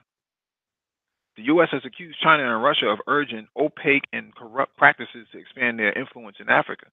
The U.S. National Security Advisor John Bolton has said the two nations were deliberately and aggressively attempting to gain an economic advantage over the U.S. on the continent. He said the Trump administration's new strategy for Africa would focus on trade and countering terrorism. He warned the U.S. would no longer fund unproductive peacekeeping efforts. Quote: Under our new approach, every decision we make, every policy we pursue, and every dollar of aid we spend will further U.S. priorities in the region. He said in a speech at the Heritage Foundation in Washington. Everybody seems to be at the Heritage Foundation. Hmm. He accused China. He accused China of using bribes and opaque agreements and the strategic use of debt to hold states in Africa captive to Beijing's wishes and demands. He highlighted China's influence in Djibouti, which he said was not only having a direct impact on the U.S. military's base there, but could soon shift the balance of trading power in the region towards the east. Russia, he said, was seeking to increase its influence in Africa by advancing its political and economic relationships with little regard for the rule of law or accountable and transparent governance. He said Russia was continuing to sell arms and energy in exchange for votes in the United Nations and extracting natural resources from the region for its own benefit. Well, the BBC's Anne Soy says Mr. Bolton's speech could cause disquiet among Africans already concerned that their continent is being used as a platform to advance the agenda of global players. The U.S. strategy may be viewed by some Africans through the same lens the Trump administration is using to assess China and Russia's intentions in Africa, she notes. So, all of these decades, all of these centuries of Western powers or Western European colonialism exploiting the continent, they're now worried that people who don't look like them are actually going to exploit it for similar purposes. Now the idea is for quote unquote counterterrorism. Who's the terrorist there? Yeah. The Europeans are. They always have been. Now, in this situation, they saying China and Russia are the terrorists. They're putting out reports how, per the article, they're saying that they're putting out reports to Africans how China and Russia wants to recolonize them, wants to take their wealth, wants to take their resources, wants to take their riches in order to cause some type of hysteria, if not mass hysteria, in uh, and cause pushback against China and Russia. And America wants to come in after doing that and retake over um, certain African places, and not all of Africa. They don't want to share the resources that Africa produce to with other superpowers. my problem, and I'm being very short-sighted when I say this. My problem is the audacity of the United States. Maybe it's the audacity of the European um, at large as a whole. This reminds me of the Rugrats episode back in the day Hmm. when somebody was bullying the kids, if I'm not mistaken. And Angelica, like, she comes through almost like the hero, for lack of a better term. And she said, and it stuck with me because I see it's when you see it in politics, it's like, damn. She said, it's like nobody can bully these brats but me. To paraphrase what she said. She said, like, the only person who's going to bully these brats or these kids or these losers, it's gonna be me. So as far as the West is concerned, if anybody's going to exploit the continent of Africa, it's going to be us and everybody else. I'm just hoping that what I will hope will happen is that with the West just short of going to military conflict with the West and the East trying to gain position, that do not that the Africans have their own self interest and I guess that might be redundant, but on a more national level than simply on the individual aspect. Instead of just having the politicians just line up their pockets. Okay, well, we have this because we have the U.S. and you have the West offering this, the East is offering this, or what have you. Turn it from a was it a seller's market to a buyer's market. So that's what I'm hoping is going to happen. Or the very they can finagle a way in which their interest, unbeknownst to everybody else, is going to reign supreme. But I'm just well wishing at this point. Go ahead, Lionel.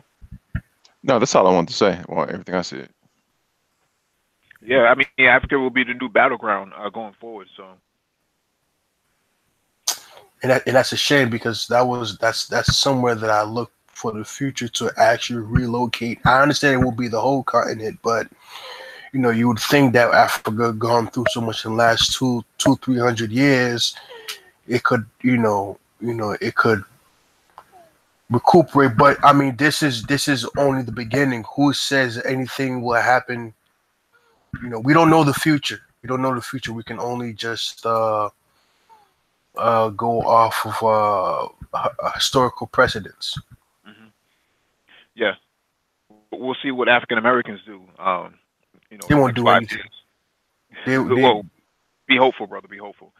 All right, let's move on to the next article. This one is from Taz.com, Russian news agency. Kiev forces send tanks attack aviation to Donbass contact line (DPR). Ukraine forces have started reinforcing their group in the Donbass, redeploying tanks and attack aviation to the contact line in self-proclaimed Donetsk People's Republic (DPR). Daniel Bezovanov, a spokesman for the DPR Defense Ministry, said on Sunday, over the past 2 days, tank and mechanized battalions of the 93rd Mechanized Brigade have been unloaded. Sony, can you mute yourself, please? Yes, sir.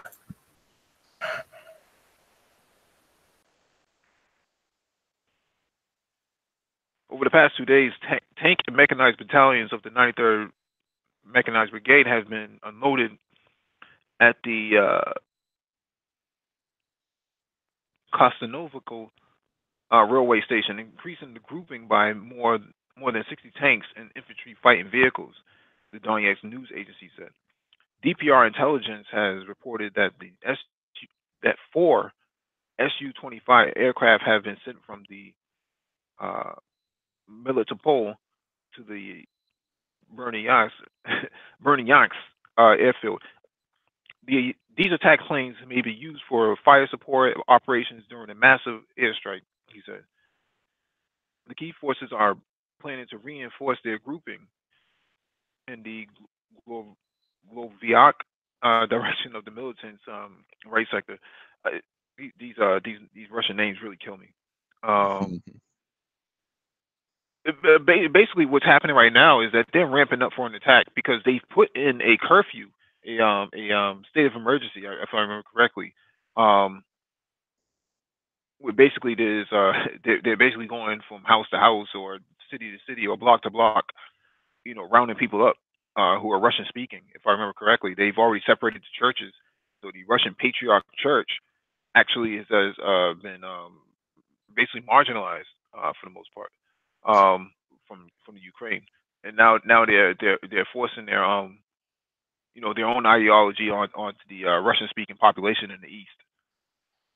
An attack like this on the Russian front could actually bring Russia right into the war, and I don't think Russia wants to really get into a war, but they could actually be dragged right into it.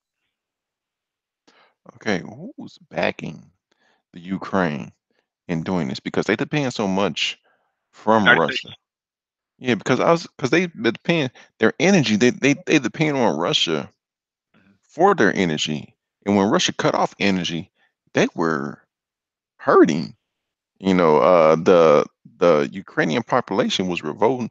We had their own little yellow jacket protests against the government. So you are, in essence, I'm depending on you for my heat and energy to run my country.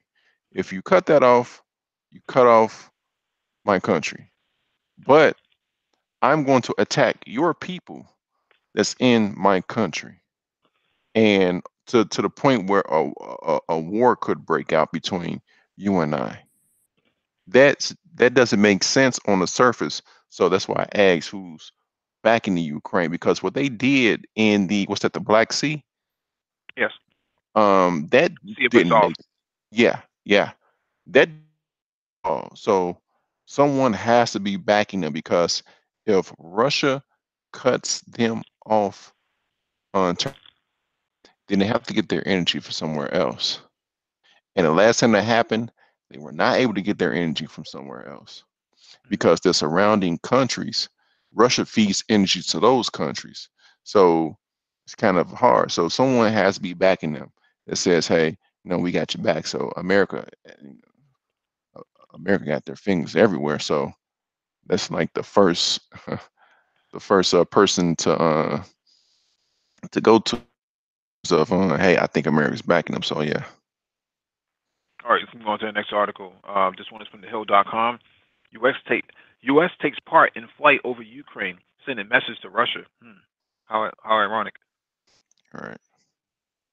The U.S. military and several allies took part in an extraordinary flight over Ukraine under the Open Skies Treaty that was meant to send a message to the increasingly aggressive Russia, the Pentagon said in a statement Thursday. The timing of this flight intended to reaffirm U.S. commitment to Ukraine and other partner nations, according to the statement. The United States is resolute in our support for the security of European nations.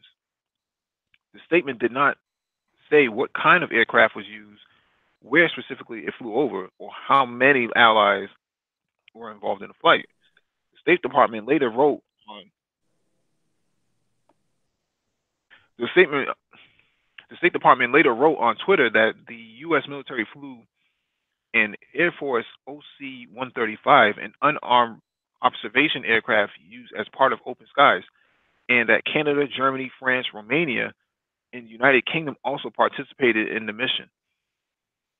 The 2002 Open Skies Treaty, signed by the United States and 33 other nations, including Russia, is an arms control agreement that permits unarmed aerial recon flights over the territory of all signatory nations. The United States has accused Russia of violating the treaty by restricting U.S. air surveillance flights over the militarized region of Kaliningrad. Tensions with Moscow have been heightened in recent weeks following the country's seizure of 3 Ukrainian ships late last month off the coast of Ukraine's Crimean Peninsula.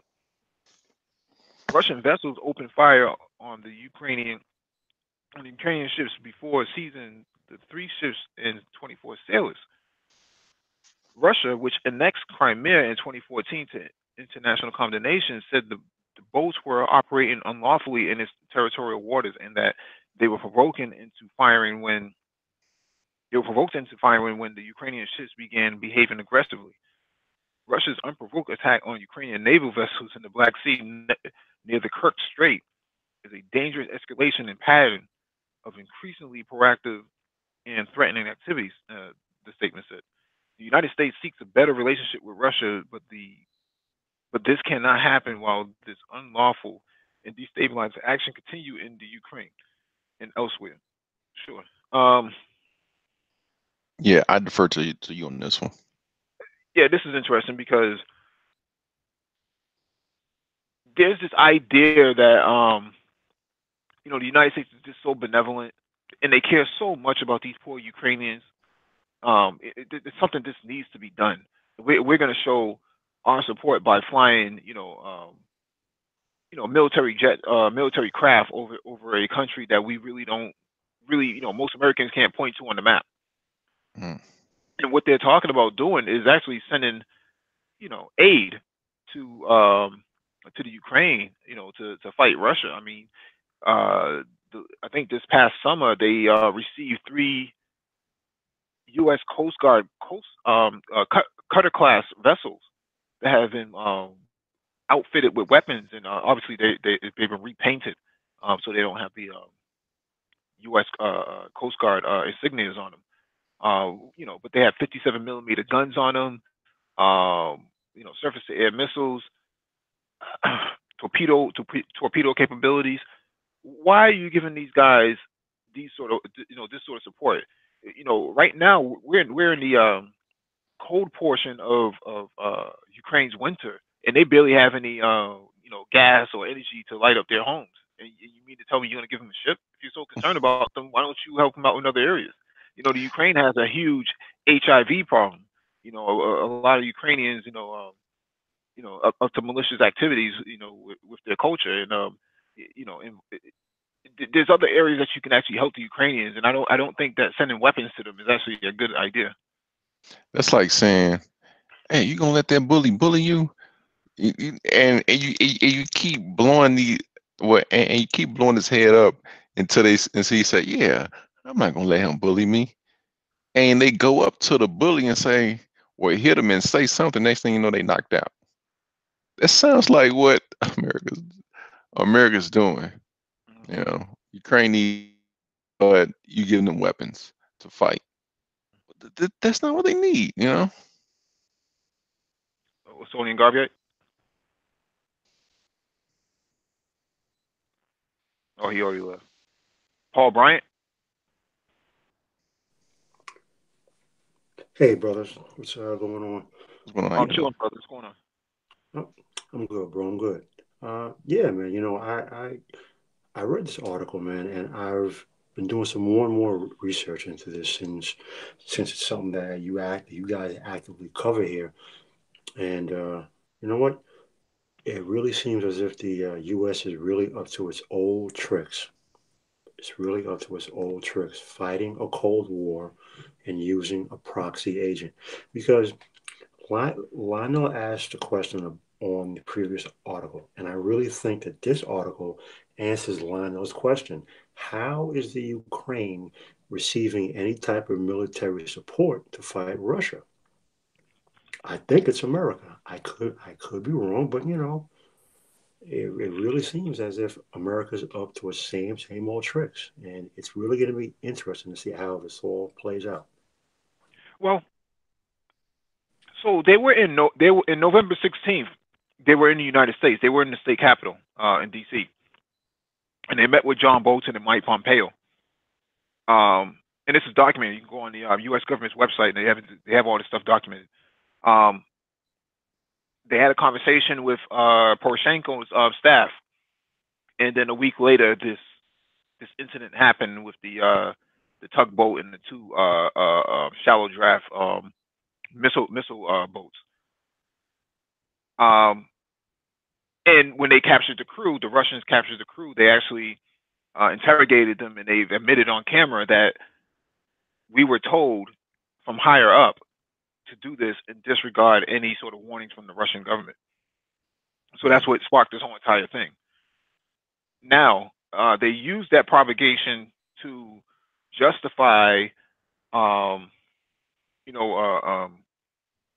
basically going to martial law inside Ukraine. And what that does is it allows the United States and Canada, and I would argue that Israel is involved in this as well, to send more weapons up there. The Canadians have been inside Ukraine for over a year now, training and arming, these rogue people, this rogue government in Kyiv, the capital. The United States has, I just mentioned this earlier, that they sent, 3 warships, I shouldn't say warships, but, U.S. Coast Guard cutter vessels repainted and purposed for, for the Ukrainian government. Ukraine is really broke right now. Most of their scientists and engineers have been relocated inside Beijing and Shanghai. So they really have an intellectual flight thing happening right now inside the Ukraine, where all the smartest people are actually leaving, and all your military people are just basically a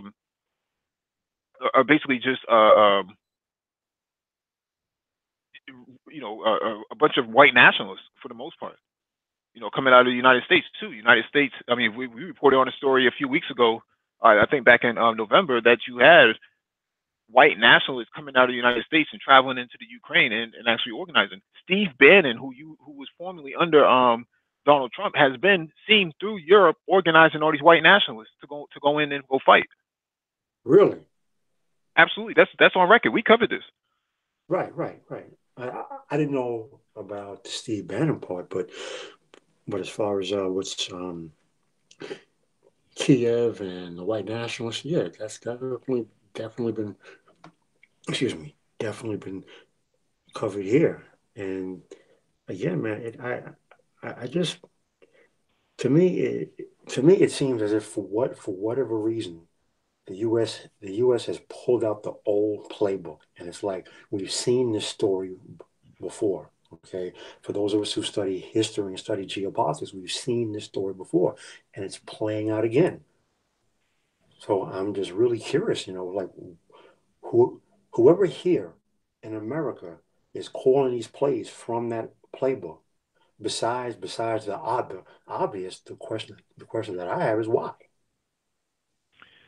I can only think that because at one point the Ukraine was offered admission into the European Union. They're considered to be an observant member.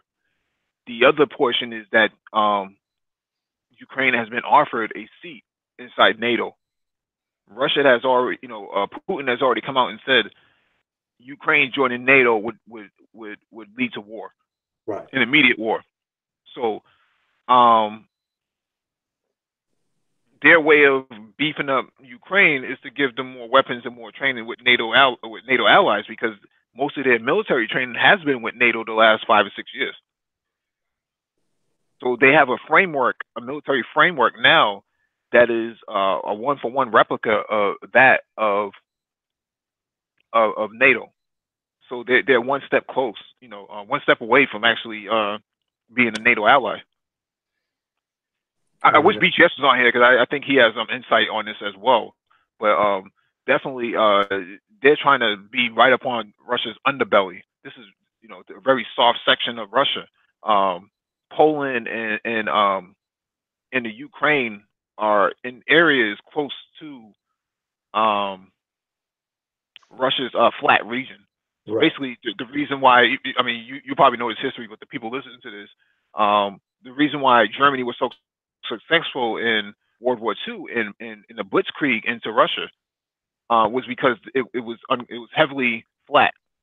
So it was easy for the tanks to roll in. They didn't have any tank traps set up. There was no valleys. There was no mountainous terrain for them to traverse.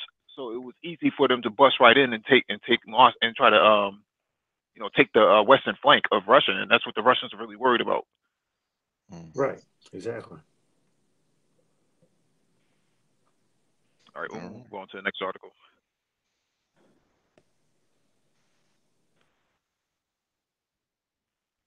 All right, this one is from Sputnik News. German media suggests Venezuela might become Russia's new Cuba in U.S. backyard. This is going to be interesting. Give me a second. Mhm.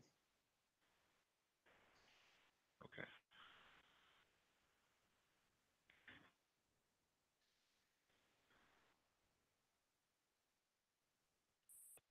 All right, the arrival of Russian Tu-160 strategic bombers to Venezuela has spurred negative reactions from the U.S. officials, although planes didn't carry nuclear armaments and had already visited the country in the past. German newspaper Frankfurter has alleged that the disturbance in U.S. government circles, which was incited by the visit of Russian Tu-160 to Venezuela, is caused by the fact that while the U.S. grip on the region weakens, especially on Venezuela itself, Russia is continuing to cement its positions in Latin American countries. The newspaper even suggested that Venezuela might become a new Cuba in the U.S. backyard for Russia. Frankfurter pointed out that in recent years, Russia has heavily invested in Venezuela's energy sector, saving it from stagnation due to Asian equipment and the lack of new drilling sites. Moscow is also among the few states still that is still giving Caracas new credits, restructuring and writing off old loans as the country struggles to cope with its huge debt. During the last visit by Venezuelan President Nicolas Maduro to Moscow, Russia promised $6 billion in investment in the near future. Another point of cooperation between the two states is the military sphere. The newspaper stressed that after U.S. stopped supplying Caracas with weapons and Israel halted shipments of spare parts for the F-16s, Moscow stepped in to fill the void. Russia and Venezuela have signed a multi-billion-dollar contracts on military equipment, and in the near future, the country will start producing Kalashnikov rifles on its territory. According to Frankfurter, Russian help will not only allow Venezuela to stay afloat financially, but also strengthen its army, which has become one of the strongest in the region. The latter is especially important since last year, U.S. Donald Trump revealed that Washington doesn't exclude a military option as a means to resolve its confrontation with Caracas. The German newspaper argues that Russia has to protect its investments in Venezuela and hence has sent its strategic bombers to patrol the Caribbean Sea to send the U.S. a message that Caracas is not alone. The media outlet doesn't explain why then that the Tu-60s return home in less than a week. Maybe they have a hot date or something. But what do you guys think about this? Lionel, jump right in. This is interesting. Just last week, we went over how Venezuela is looking to have the petro, their cryptocurrency, to be the reserve currency of Latin America, and you have Russia there propping up Venezuela not only militarily but financially, economically. Um, let's say Venezuela beats this hyperinflation they're going through, and they gain some legs under them. They're already currently right now, because of Russia's intervention in their military, beefing up their military, they already have the strongest military in the region. Them being at the top of South America by Colombia on one side, and I think Guyana on the other, and Brazil below them. Um, not Russia, Venezuela has the opportunity to become a powerful nation in that region. Just like I said, how in Syria, the weapons is like a tactic, like a guerrilla warfare tactic, just making trouble Russia and China is making trouble for America in a guerrilla tactic way, where they're giving these countries weights to lift, to get their arms buff, and trying to challenge America. Well, that's what I feel that's going on in Venezuela. But Venezuela has a real opportunity to be something in Latin America circle. Be something powerful is what I'm trying to say in Latin America circle. Mhm. Paul Bryant. Yeah, I really don't have too much to add more than what Lionel just said. He really covered it. You know, it's almost as if the U.S. tried their best to destabilize the country. Chavez died.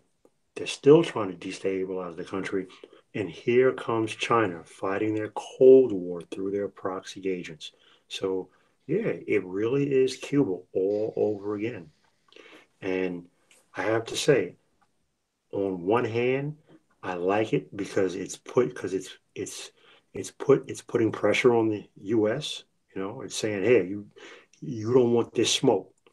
But on the other hand, you know, time will tell the economic and social repercussions of what both sides are doing, because the U.S. doesn't really care about the country. China doesn't really care either. The U.S. just wants the oil. China would like the oil, and definitely want they definitely want to have that thorn in their side. But you know, we'll see. We'll see how things play out. Wilson and Garvey.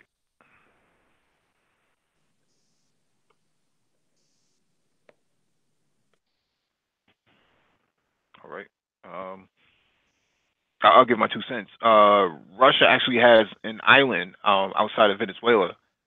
That's going to be used for military purposes now. So they own a couple of islands over there. Um, not that far away from Cuba. I think it's about 1,000 miles away from Cuba, but it's also 3,000 miles away from Miami, and actually not that far away from El Paso, Texas. So their cruise missiles are actually capable of traveling from that island and hitting Miami, or at least the lowest portions of Miami. They're Um, in range. yeah, yeah, Bingo. yeah, they're in range. Hmm. But those Tu-160 White Swans um, carry 12 missiles that carry 12 cruise missiles apiece. Those strategic bombers could actually carry those missiles directly into U.S. airspace and basically launch all 12 of them and hit every single target. So those same cruise missiles that are on that plane were actually fired off into Syria from the Caspian Sea, and they fired off about 26 of them, and 25 of them actually hit their targets in Syria. Really? So yeah, so they demonstrated that in 2015 when Putin said he was going into Syria. So those missiles are dead accurate within meters within feet of their target. Um, you fired off those missiles inside from the Caribbean into lower half of the United States. You know they can take out all of them, and those are nuclear tip based missiles too. Yeah, I know, and see that's really like the biggest thing here. I think that America is very uncomfortable facing another military power. It's not like they can't just dismiss the threat out of hand. You know, only time we don't thing is this, we don't really know, because there hasn't been a major global war, obviously, in decades. But the U.S. cannot discount the potential military threat that this faces. So like, they really don't seem to have any answers at this point. So this is something that I'm definitely going to start watching a whole lot closer. Yeah, and let me share my screen for a second so I pull up a Google Map because I know some people in the chat may not even understand what we're saying. All right, Oh, so here it is. Mike. Yes, sir. One thing that caught me is that bomber. That bomber looks like a carbon copy of the U.S. B-1, the B-1 bomber. It's It almost was, as if they just copied it. no, they actually, it's actually a different bomber, but it was a U.S. bomber at one point. Ah, The KGB got into Canadian facilities that were actually designing it and took the blueprints and ran back to Moscow. And then the U.S. and Canada had to cancel the whole entire thing. So then, the Russians actually, the Soviets actually at the time got all the blueprints and built it themselves. you know, you it's funny. I've been trying to tell people for years, the KGB is much better at human intelligence than the CIA ever was. The CIA has the much larger budget. They have all the fancy toys. They have the U.S. military at its disposal. But the recruitment and development of human intelligence, the KGB and British MI6 are much better at that than the CIA is. Hmm. So these islands here that I'm hovering over my mouse with my mouse cursor. So these islands over here are where the Russians will build their new facilities, their new airports, military airports and bases. Um, Outside of Caracas, Maduro has given them permission to go ahead and do it. And these sea lanes are actually very populated because you have all of the common islands. You have uh, direct a direct line from here, from Caracas, all the way up to Cuba, because there's a fiber optic sea cable that was laid down, I think about a year or so ago, maybe a couple of years ago, from Caracas up to Havana. So that sea lane is actually very popular for travel, and actually for U.S. warships and whatnot to pass through, um, which is why they're talking about a military strike. So here, um, where I'm hovering my mouse at there's a couple of islands in this area, right? And then you have Miami. So between here and that island, I believe it's about maybe 2,500 miles. It's about a it's about an hour flight. It takes about 12 minutes for a cruise missile at Mach 5 to actually get up there. I know So that'll you have save a lot of people a lot of sleepless nights. Yeah, so you have Miami, you have your bases in Texas, San Antonio, and Houston. Yeah, New Orleans. Yep, you have New Orleans there, um, as well as even as far as California. So the U.S. has obviously has military bases in Arizona and New Mexico. They can hit those places too. Now, Havana, for people who don't know, Havana is 90 minutes away, 90 miles away from Miami. Um, but then you have what's that place? The islands that dot out from southern Florida. I forgot the name. Key West. Florida Keys. Yeah, Key West. And there's a military also. Yeah, Um, yeah, all that stuff is basically sitting ducks. yeah. Yeah, it's a special forces base. They train there. Mm-hmm.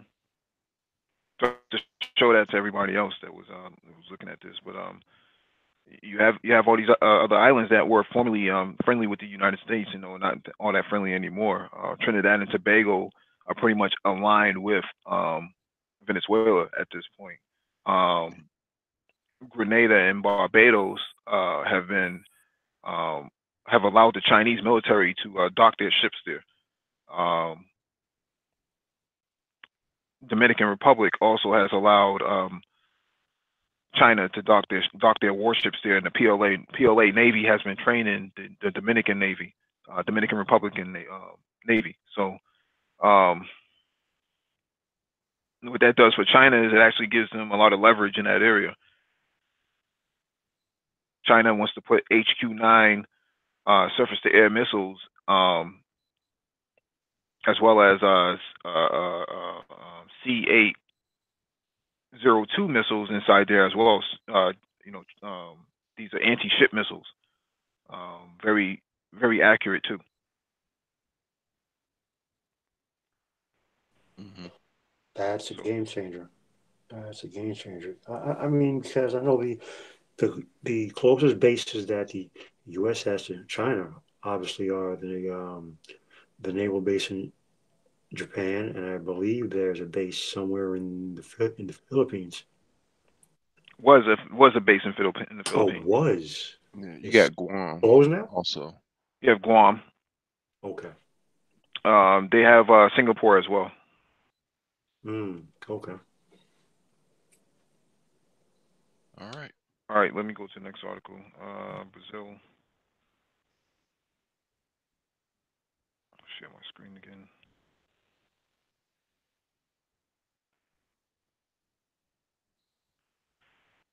All right, this one is from Reuters. Brazil's um, Bolsonaro says he will target Venezuela and Cuba. The timing is impeccable, if I say so myself. Um, Brazil's far right president elect uh, Bolsonaro said on Tuesday that he would take all action within rule of law and democracy to oppose the government of Venezuela and Cuba. Bolsonaro, who takes power on January 1st, is a fervent anti-communist who has praised his country's 1964 to 1985 military regime. He frequently targets Venezuela and Cuba for verbal attacks, a drastic change from Brazil's governments under the leftist Workers' Party and rule from 2003 to 2016 and had warm relations with those regimes. Brazil's incoming president did not provide any detail during the Facebook Live video where he made his most recent comments on Venezuela and Cuba. The United States is counting on Brazil under Bolsonaro to be a strategic ally. In late November, U.S. President Donald Trump's national security advisor John Bolton met Bolsonaro in his Rio de Janeiro home to help cement ties. Really, Bolton Bolton said Bolsonaro's election was a historic opportunity for Brazil and the United States to work together on security, economics, and other issues. Bolton said Bolton hailed Bolsonaro's election as a positive sign. Would Yeah, I don't want to go too much into this, but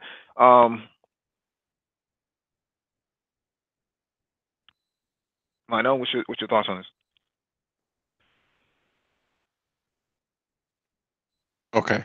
Um, I don't think America has their hands in this election and in this political party. I just think that they see this far right political party as a way lies Venezuela and what's going on in Venezuela.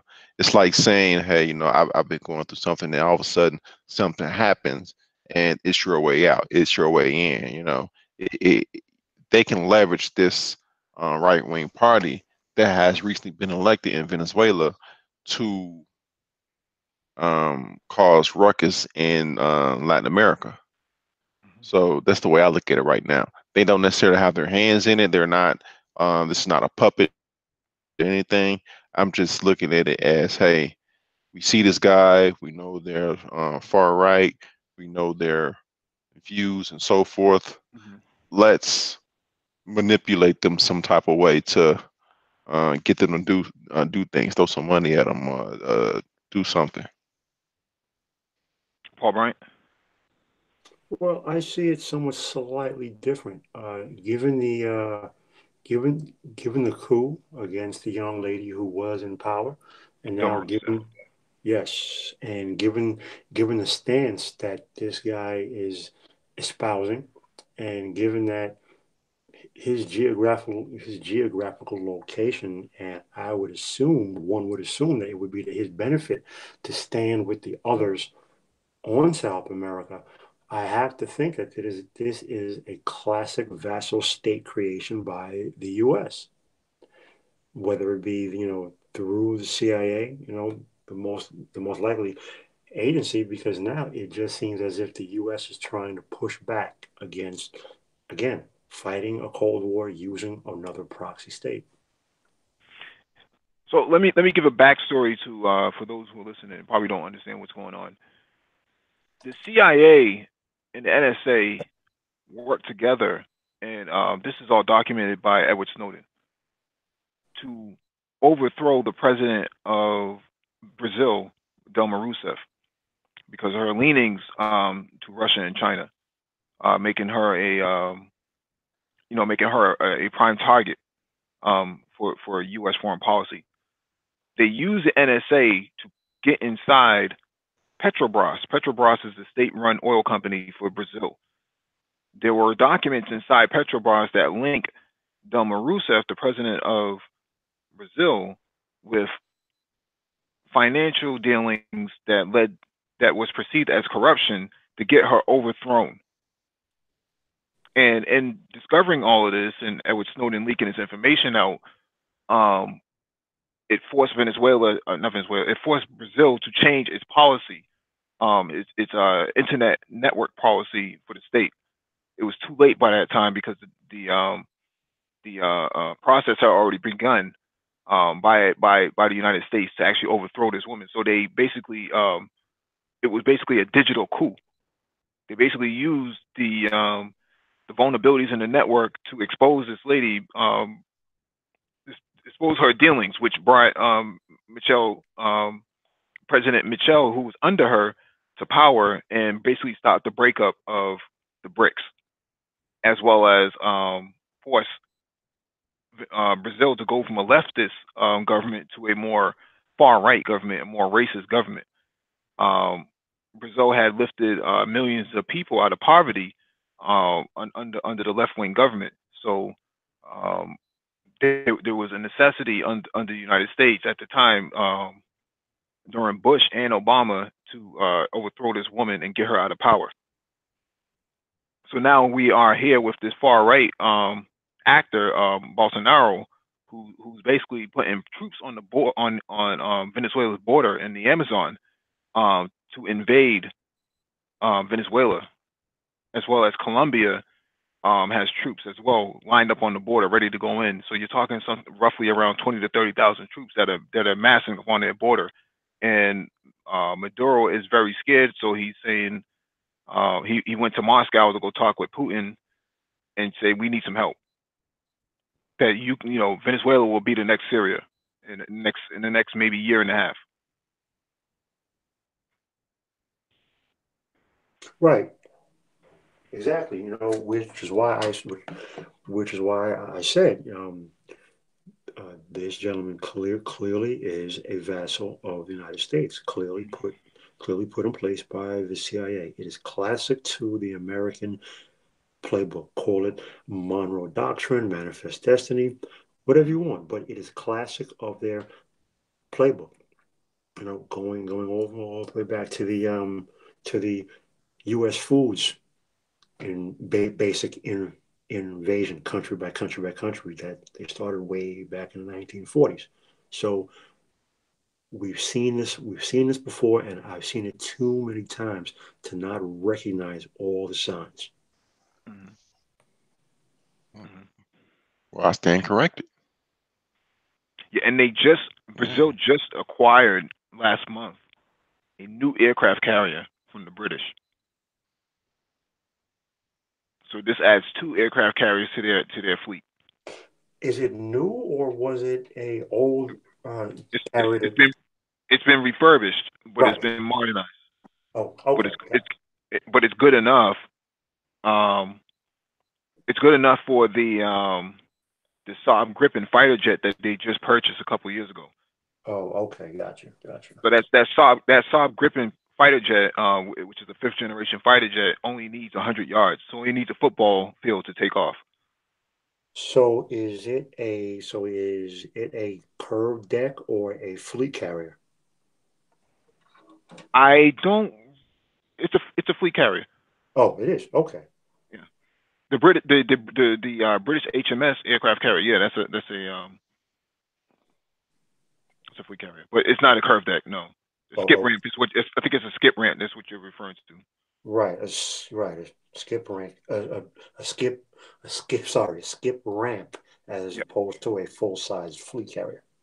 yeah. I think this is more of a full size. I think this is more of like a fourth generation aircraft carrier though.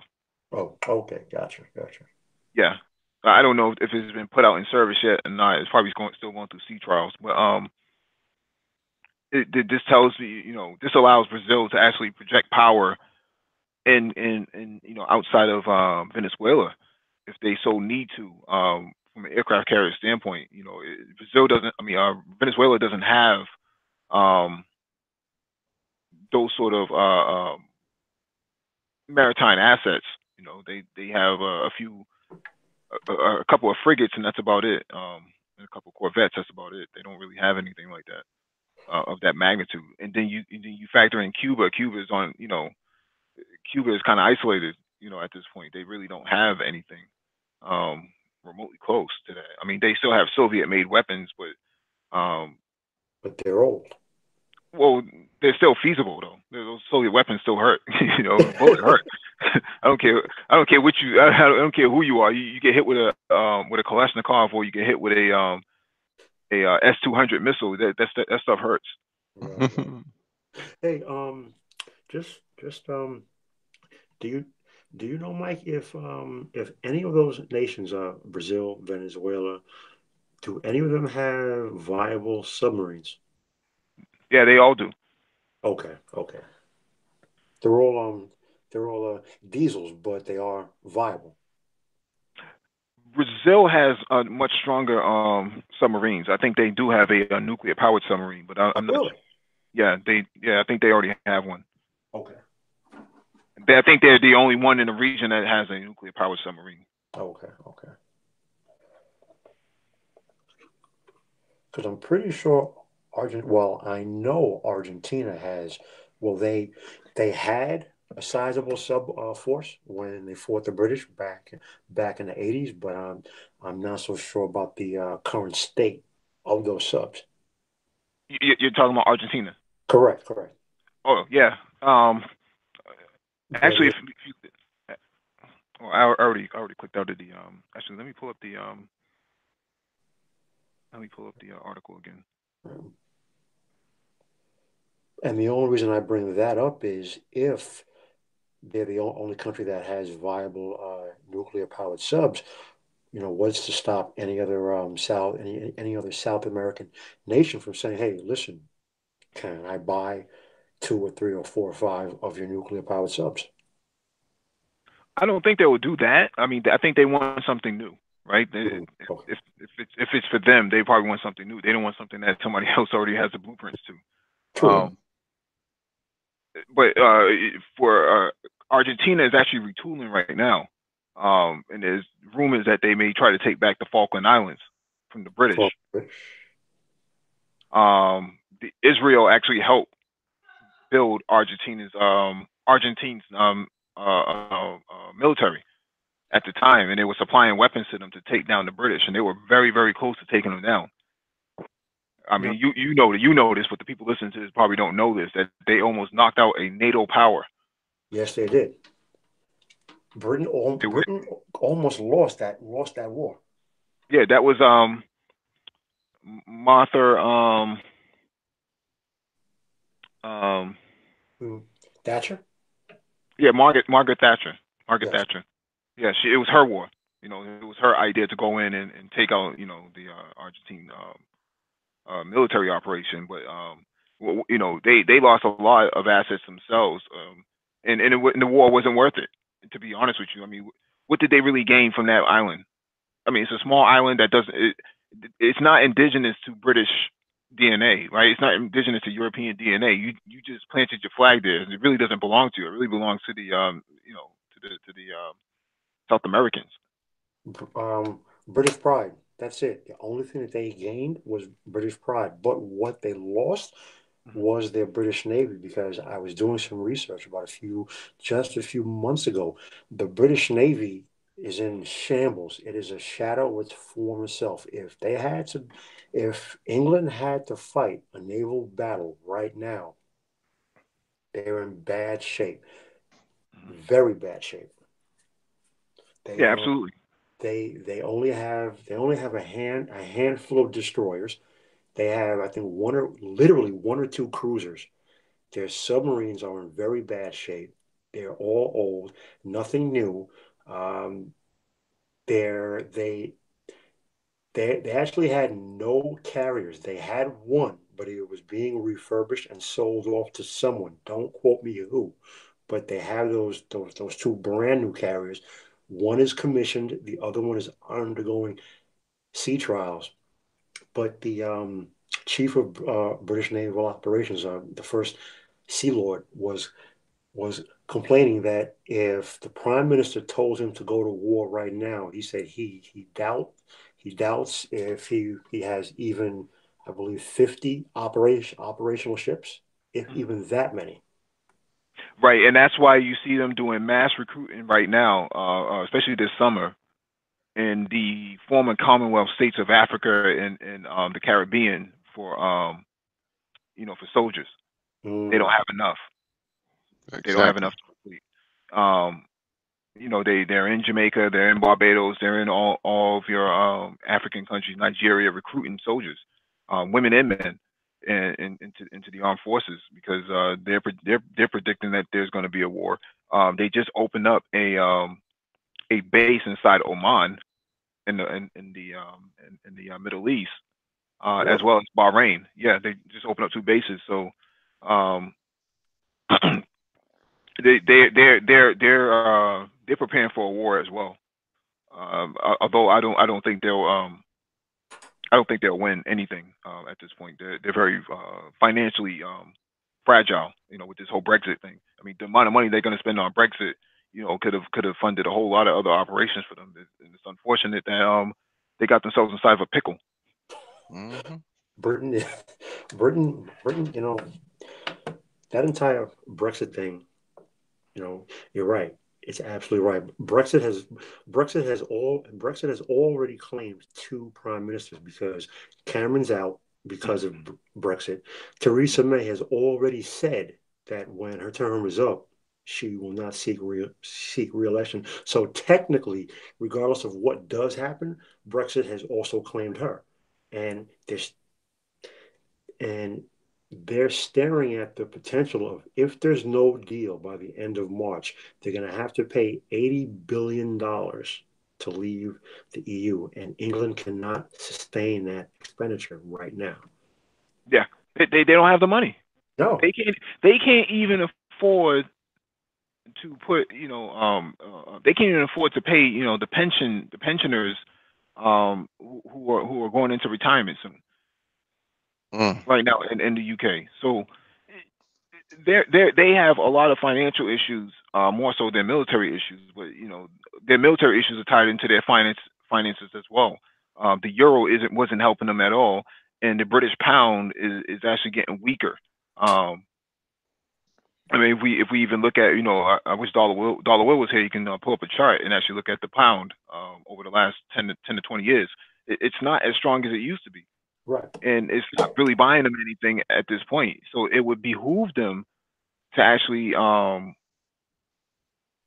actually form better partnerships with Africa and the Caribbean as well as in the Middle East. I mean, they should have been on the opposite side of going into Iraq and Afghanistan. They were stupid for wasting their money in those places. And plus they spent a lot of money on the F-35 as well, and that didn't really pan out too well for them.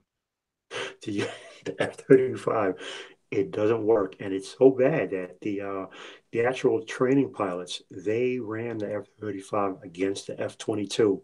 It Hmm. destroyed it in every war game sim. They ran it against the F-15, which has been flying for over 20 plus years. Destroyed it in every war game sim. It doesn't work. It's not the fighter that the U.S. needs right now. The Navy didn't even want it, but again, Lockheed has to make something, and we all know that this country is controlled by the military-industrial complex. So someone has to buy the F-35. So every single U.S.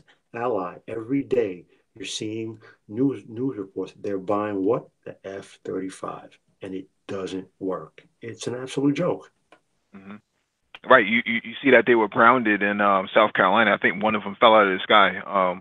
Yeah, I Uh, remember the, you saying that. yeah, I think one of them fell out of the sky, and they had to ground all the F-35s. So they're not very useful. The British also has the Tornado, the Eurofighter. Um, they can actually use, but I think they're trying to have like a one unified platform, which is the F-35. And most of the time, your fighter jets stay around for quite some time, including your tanks. Um, they took the MiG-31 that was made in 1963 and added some new electronics to it recently. Not recently, but in the last maybe 10 to 15 years or so. And they put that thing up against the I want to say it was the F-18 or maybe even the F-22, and it kept up with it no problem. I think it was the Indians who had the MiG-21. I think it's called the Bison, and they outfitted it with modern electronics, digital equipment on it, and that thing kept up with everything that the Americans made. So they didn't see any real reason to buy American hardware when their old stuff from 40 years ago still works.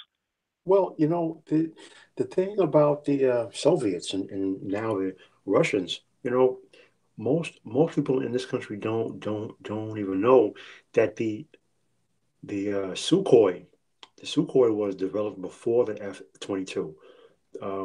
Lockheed and Boeing, when they were in the developmental stage, they got the idea for the thrust vectoring for the hypermaneuverability from the Sukhoi. The Russian military aviation in industry has been more advanced and ahead of anything here in the U.S. for decades. The problem is they've never had the resources to build them in large numbers. Hmm. So it never was a game changer. But in terms of raw technology, Russian military air power is a better technology. They just don't have the numbers. They've never had the numbers. They don't have the resources to build them in large numbers. They only started rebuilding their military assets in 2008, 2009, and they're almost in the final phases of it by late 2020. Mm. So their Su-57 that's in Syria right now is the equivalent of an F-35, but it actually works. Exactly. Shots Yeah, fired. No pun intended. yeah. Let me get to this last article, and then we can have open mic.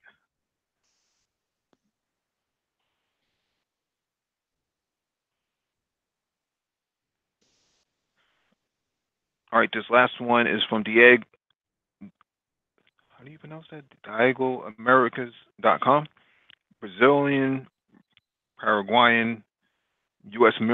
Marines conduct combat training. Interesting. The Brazilian Navy's Fleet Marine Squad deployed in the state of I can't really see this Goiás in central Brazil to conduct Operation Formosa, the largest exercise of the Brazilian Marines training cycle. The exercise brought over 1,700 service members from Brazil, Paraguay, and the United States to Brazilians to the Brazilian Army's Formosa training camp from September 21st to October 3rd, 2018. Operation Formosa seeks to maintain Marines' readiness capabilities. As such, Marines simulate an amphibious operation with the use of weapons and combined assets from partner nation Marines. Although the exercise takes place in a dry climate region away from the ocean, CIF facilitates the use of land and air assets as well as live fire. The camp is Brazil's largest training center. Participants fired about 5,000 shots from various weapons, including the Astros multi-rocket launcher during 40 missions, two A-4 Skyhawk fighter jets, two UH-15 Super Cougar, and two UH-12 Esquilo helicopters, 50 tactical vehicles, and unmanned aerial aircraft participated in the exercise. According to Brazilian Marine Corps Colonel um, Kodo, head of FFE operations, The ocean was represented on the map to guide service members, but training procedures were followed from. Uh, yes, I think this has been translated. Yeah. Disembarkation. It's when things have been translated. All naval power is translated to land. Colonel said. We were able to improve coordination of combined exercises, which is essential for amphibious operation.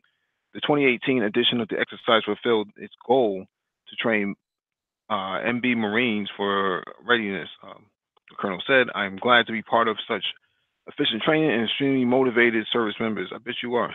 Um, this is ironic because we see that Brazil has moved to a far right government, aligning themselves with the United States. U.S. Marines training inside your country, and you have a new president that's threatening to go into Venezuela and take down Cuba. And you have Colombia joining NATO. Something smells fishy. Yeah. They're aiming at Venezuela. Yeah. Venezuela target. Mm-hmm. What's up, brothers? Do you think they're aiming for Venezuela oil? Everything, in my opinion. Everything. Absolutely, bro. I mean, you know, the America does not get its oil from the Arab countries. 50% of oil that's imported into this country comes from Venezuela. Man, We don't need Arab oil. Our oil comes from Venezuela. That's why the U.S. spent so many years trying to kill Chavez and destabilize Venezuela because Chavez was consistently talking about creating a separate type of currency, you know, to fight American hegemony. Mm-hmm. Well, seeing that Venezuela now is being backed by Russia, do you? To me, I'm listening to all this, right? Mm-hmm. And what comes to mind is like a World War III. I know we have trade wars and like everything looks more soft right now. But I think everything is lining up to start off in Venezuela, then kind of like spread out from there. So, do you think this is kind of a precursor to War 3 right now? I I have to disagree. Russia, okay, in my opinion, you have to remember there's a limit to how spread out your military can be. Russia, even though the war in Syria has ended or ending, Russia is still there. Russia's in other places. So Russia porting their military, if let's say a war was to break out and starting in Venezuela, porting your military from Russia to Venezuela will be a hard thing to do. You'll be sitting targets trying to port them over. So I don't think a war will break out in Venezuela, in my opinion.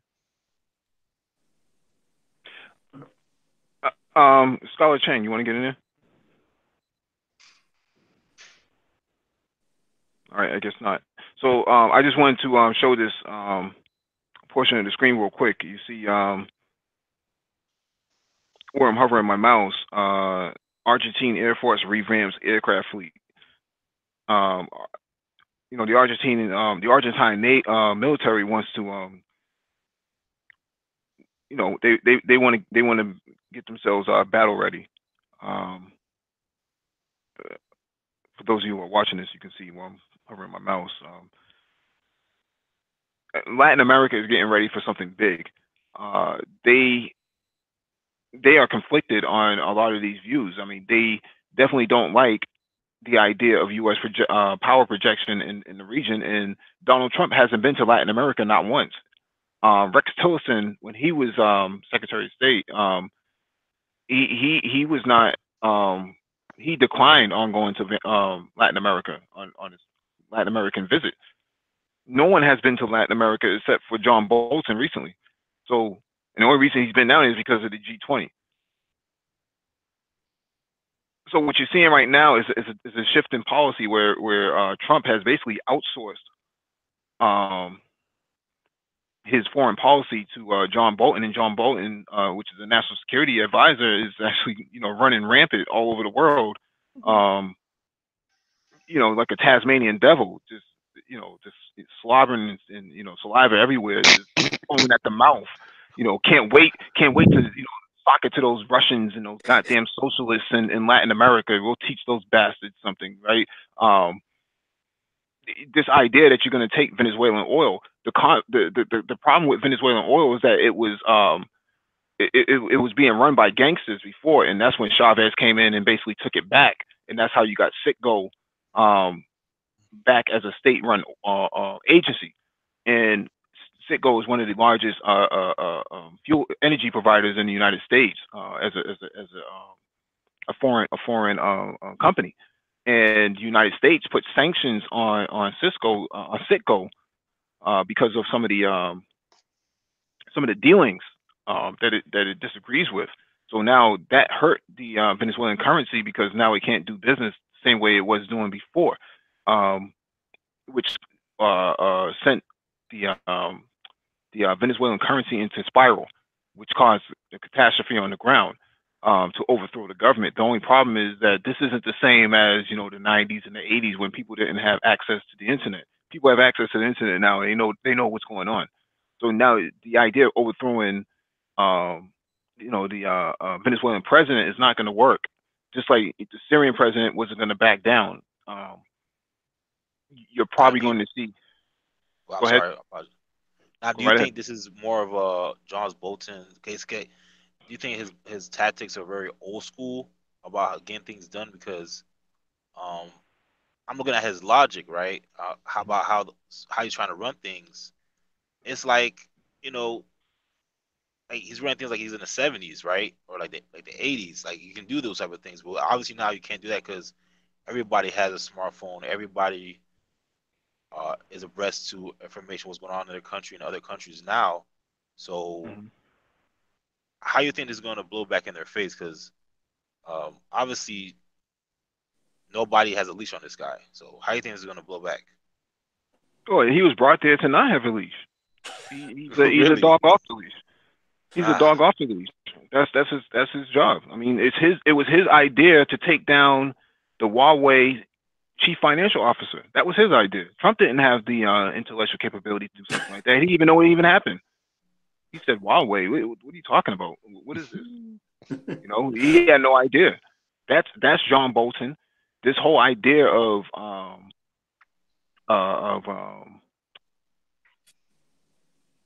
of interfering in the Russian Venezuelan affairs is John Bolton. Um, Well, Mike, Go ahead. I'm sorry. Well, Mike, it's to answer, Jay Charles, first, I think that, what we're seeing here is proxy wars. You were concerned about World War III. I don't think we're headed for World War III. I think that the lesson from World War II is to fight proxy wars. The lesson, I should say, from World War II, then into Korea and Vietnam, is to do things differently and try to fight proxy wars. So it's okay to have a traditional war fought between two other nations, Mhm. with conventional weapons on a smaller scale, but it's a Mhm. proxy war. So, so mhm. it's all right. I'm fighting, and me and Lionel, we're fighting, but we're not going to throw hands. We're going to get Jay Charles and Mike to throw hands while we sit back and we pull the strings and make everything happen. But do But you think now, Mr. Ball, do you think that these citizens of these countries are going to go for that? Because it's not like everybody's dumb. It's not like what did they have to gain from fighting for U.S. or fighting for another? Like Well, what they're did Latin American countries have to gain? they don't say, "Hey, you're fighting for me." They're gonna it's gonna be confusion in terms of, well, what are we fighting for? There's gonna be there's gonna be confusion, and so they really won't know what they're fight. I lost my train of thought. Apologize. I'll jump in and say that those people who are down there remember the Contra Wars. Mm-hmm. That stuff is fresh in their brain. They know what the United States did, so there's an urgency um, to prevent another nasty fallout with death squads running around, killing women and children. You're seeing some of that in Honduras right now, and you're seeing it in Guatemala, but in El Salvador. But for it to happen in Venezuela, they have too much knowledge on this. And Venezuela's foreign policy and intelligence agency is actually coming out of Havana. It's not really coming out of Caracas. Oh, So it's really, yeah, they're Latin America's whole entire intelligence operations actually comes out of Havana. Havana is actually the sphere of influence there. That's why Obama had to before he left office, he had to make amends with Cuba, because the rest of Latin America basically told the United States that if Cuba can't sit at the table, then you can't sit at the table either. And so the United States was isolated, which is why no one has really been down to Latin America, especially when the Trump administration. Which that's what I wanted to ask you about, Mike. I don't know if you're familiar with the PNAC, the Project for the New American Century, in which they laid out, starting in 2000, they wanted to go to Iraq, Afghanistan, Syria, Lebanon. They've pretty much gone everywhere that they wanted to so far, but Syria has been much more resistant than I think they were planning to. So the reason why I bring that all up is, so now it seems to me that if you link the two between the PNAC goals over with the Arab countries, and then you see if the U.S. is fighting a proxy war against China, and it looks as if they're also going back to fighting another cold proxy war with Russia too. It it really seems as if the U.S. is going to be drawn into multiple proxy war grounds: the Arab countries, Africa, and also now the Latin countries here. They can't do anything about it. Right, exactly. They can't do anything about it. See, having all these nuclear weapons and aircraft carriers and all that stuff doesn't mean anything today. 25 years ago, 30 years ago, during the Cold War, and with the Soviet Union, that meant something. But today, it doesn't mean anything. So what does mean something? Huh? So what matters the most then? If it's not nuclear power, what power does matter? They can't get their way with people on the ground. This is why in Syria it was so hard to break it apart, because people stood around and stood their ground. If you look at Damascus security is actually provided by Syrian women. They have a whole entire brigade of women that have tanks and armored personnel cars that provide the security for Damascus. It's actually run by the women. If you look at a video, the Chinese actually trained Syrian women for military purposes. So there's a video of them firing off their Russian tanks at ISIS. It's very interesting stuff. And you see the same thing in Yemen too, right? One of the reasons why they can't break Yemen is because the women, they have the support of the women on the ground. Yeah, I just want to add on to that, is that speaking of women fighting a war, see, those are the true feminists. The true, talk about this, all the gender equality. That's the true gender equality right there. The woman actually willing to don't go there, man. They're gonna have this page flagged down. Okay, my bad. I just want to add on to it because you speaking of Chinese and Russian, now Syria, whatever. This whole tradition of the in the West, right? They always preach about gender equality. Women always talk about gender equality. But those are the true feminists right there. They actually won't die for their country. But anyway, I just want to add on to that. Oh, also another thing I want to add on to what Mr. Mike earlier about aircraft and and stuff. I think the main purpose right now serving is they're serving as deterrence. Really, they're deterrent. They want to deter a total war like the World War I, World War II, and so forth. They want to prevent the occurrence of those war. So that's why, in the twisted sense, that they need to have those. Massive stockpile of this weapon in order to deter the likelihood of another carnage like that. Hmm. So that's why they have all these weapons. It's really just serving as a intimidation purposes. One of the things that people don't understand about the black community is that the reason why it's so easily broken apart is because you have the government can woo the women out through other subsidized benefits. In other countries, you can't do that to the women. So what I was mentioning earlier was that they have the support of the women on the ground.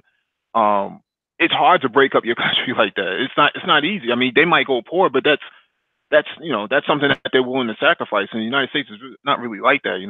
Our support for black men in the black community is really just about black men. And if we're going to go to war or even attempt to have in some form of organizational body, it'd be difficult for us to do the same thing that they're doing in Latin America and the Middle East and Southeast Asia. It's hard. It's hard to break up China. No one's going to occupy China anytime soon at this point. I don't see it happening. I mean, they have a full fledged military. They have all the capabilities to sustain themselves. Same thing in Latin America. It's hard for the United States to go in there and project power. I mean, if they bomb Venezuela, what's the outcome? What's the second step in that process? I mean, do they hit it and do they leave, or are they going to occupy it? What's going to happen? Because in Syria, they were able to occupy the northeastern part of Syria, but they weren't able to change the influence on the ground. They couldn't do anything. Well, in Venezuela, I would have to think that the goal would be to secure the oil fields, secure the energy infrastructure. They could really, I mean specifically the U.S. In all honesty, could really give a damn about the people of the country. They only want the resources. The same exact way they didn't really, the U.S. didn't care about Iraq. Same way they didn't care about Kuwait. They just wanted the resources for Europe because it wasn't even for us. It was for Europe because Nah, but Europe you don't think used there'd to. be an emergence Go of rebel fighters gonna fight back the country? Because obviously, in my eyes, I look at Venezuela as a strong nation. You have people are leaving, because uh of the economic structures is going down right there.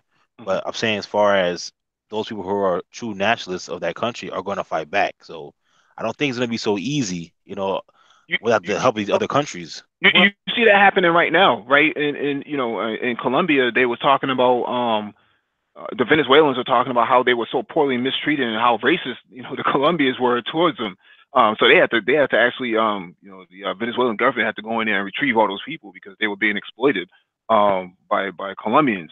So they know from the rumors on the ground and all the text messages and tweets and Facebook discussions that don't go into certain places because these people don't like you and they're mistreating you.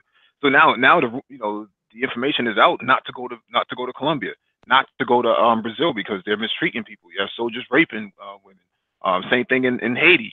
The MINUSTA United Nations campaign inside Haiti had all of these rogue criminal soldiers um, occupying Haiti and raping the women and getting away with it. So now people in Haiti don't want any sort of foreign power inside their country. So it's going to be hard for them to actually govern those places because you don't have the willpower of the people. Not the U.S. Branding power is not the same as it was maybe 5 or 10 years ago when Obama was in office. right, and like I have two questions for you. First, naval power. Um, the thing is this: no one has fought a naval battle since World War II. Britain fought Argentina for the Falklands, but that was a very small war, limited. So we really don't know. We really don't know how things are going to turn out. What I'm saying is, I don't think that the America's overwhelming naval power, even though it's a huge stick, there are a Mhm. few other countries that also have their own huge sticks. So we really don't know how things are going to turn out. And the other thing, if the U.S. actually fights a ground war, are we talking limited engagement rules, or are we talking just totally let the dogs loose? Because at that point, now you're talking just mass bombings, carpet bombings, destroying everything in sight. If that's the case, I don't think any of those countries down there have the capability to respond unless China gives them weapons to They've already use. done that. Well, see, then that's the game changer. China, The China. point. Go ahead. I'm Well, sorry. the point that I'm really trying to make is if the U.S. if if the U.S. plans to just let the dogs loose, well then now we're talking about the weapons that China has put there. That levels the playing field. But if it's a limited engagement war, again, how is the U.S. going to fight that? Because I don't think in either of those two scenarios it's going to be the overwhelming, unbelievable cakewalk of U.S. military power. I really don't think this thing could really go south for the U.S. Well, that's kind of the article that we referred to earlier, right? U.S. may lose a war against China and Russia if they even use their aircraft carriers because the advancement of weapons and strategy of asymmetric warfare against an adversary like the United States. It, there's no way that the U.S. can spread themselves into Latin America, the Middle East, hold the Middle East, and go to war with China. It's impossible. And hold Africa too. It's impossible. That's impossible. No country on earth has that military. You know, Hitler tried that, and we see how that worked out. You cannot fight a war on two separate fronts. It does not work. No nation Yeah, in history has ever fought a war on yeah. two fronts in one. None.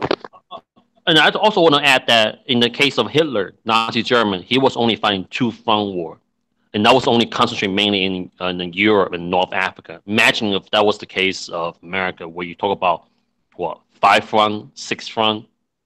Shoot, and we're not even talking about just the land anymore. We're talking about what in the ocean, because most likely, the with the specific fleet of the United States and what's the other fleet? I forgot the name of that Fourth, fleet. fifth, and sixth fleet. Yeah, the six fleet, all those in the Atlantic Oceans and Pacific Ocean. We're Mhm. talking about 7 different, 8 different front of war. And unlike the World War II, where Nazi Germany only has to concentrate around a very specific set of region, which is mainly Europe. Um, so yeah, I really don't think, and also not to account for the fact that we're not just talking about conventional warfare anymore. We talk about non-conventional warfare, such as the cyber warfare and the space warfare, because when we talk about United States, a lot of United States global positioning systems are based on the satellite. So if one of the satellite gets shut down, pretty much that will paralyze. Well, that So yeah, yeah, that's what I'm saying. I don't think America really would be very foolish America to get involved in the total. We're talking about total warfare. Well, any right. country for that matter. I'm not talking about just the United States. In any country for But that matter, but you know what, so because the see, cost is all too right. high. Well, you know what? The only pushback I would have against that is that I think that the playing field is more level than Hmm. some of us are even thinking. I don't think that, oh, America could lose or even China could lose. I think that the playing field is so level that I can't honestly see either side with a clear, decisive victory. I Yeah, really yeah. don't think either side has a clear advantage. I think You that know, the other nation's new capabilities leverage the sheer size of the U.S. military. Speaking of China, like I say again, going back to politics, it's all rhetoric. Really, let's be honest here. China doesn't want a war. No country won a war with the United States because, like I say, because all these countries, like for example, China, Russian, all these are big trading partner with America. If there's a war going on, not only the economy, no, we're not to just forget about just the military cost and the life cost. We talk about the economy itself, since America and the United States are so mutually independent, dependent on each other. I That's That's why was essentially I to I was paralyze So each other. think so this help me to rising understand. Cold Help me War to into understand. proxy Sorry, go war. ahead. I really don't see the U.S. and China fighting Yeah, I directly. hope. I That's what see I'm saying. I, I I was see the U.S. and China fighting a proxy war. Yeah, Yeah. Okay, Yes, but it's got to change okay, now. a They contained, may a fight contained proxy over. war, contained They proxy. they they may One at a time. fight, One at a time. One at a time. and you. I understand you said that you want to have a clear winner, but just the act of fighting the war and spending all that money on the war, it can cripple the economy. Mm-hmm. so what is their end goal? Because if they're spread, okay, if they're already spread thin, right? U.S. is already spread thin, and China wants to maintain trade relations. Russia want to maintain trade relations. What is the point of them doing what they're doing in Venezuela if you already know it's going to cripple you? And this doesn't make any sense. We're all intelligent guys. So You missed the article earlier. Before you got on, we actually read an article about from Sputnik talking about Venezuela could be the new Cuba for Russia. So if you have the United States doesn't like being surrounded, and having China inside, the Dominican Republic, inside Trinidad and Tobago, possibly inside Central America, and Russia inside Venezuela and some of these outside islands. That they're that surrounded. they're surrounded to a certain extent. Now you have China inside Africa, and we covered an article a couple weeks ago about a new China Africa defense pact. So now, if they invoke the same type of Article 5 that NATO has, now you're talking about if one ally is attacked, then all other allies must come to respond.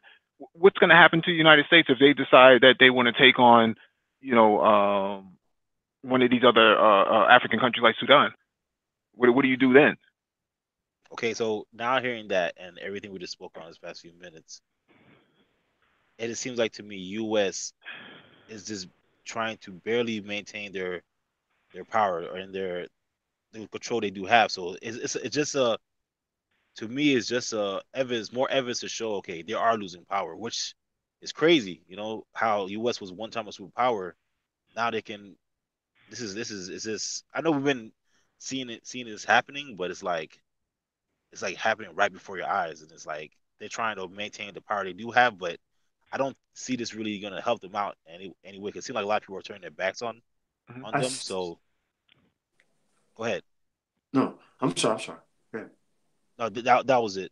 I I don't see yet so much that the U.S. is losing power per se right now. I think it's more of it's losing its influence. It's almost as if when this bully has been beating you up year after year after year, but now you've been in the gym, you've been hitting the weights, Mhm. been doing the incline, the dumbbells, been doing your pull-ups and your dips. So now it's like, yo, son, you can get these hands. Yes, Kenneth So Thomas. exactly. So you don't. Thanks, Mike. I Yeah. got that from you, bro.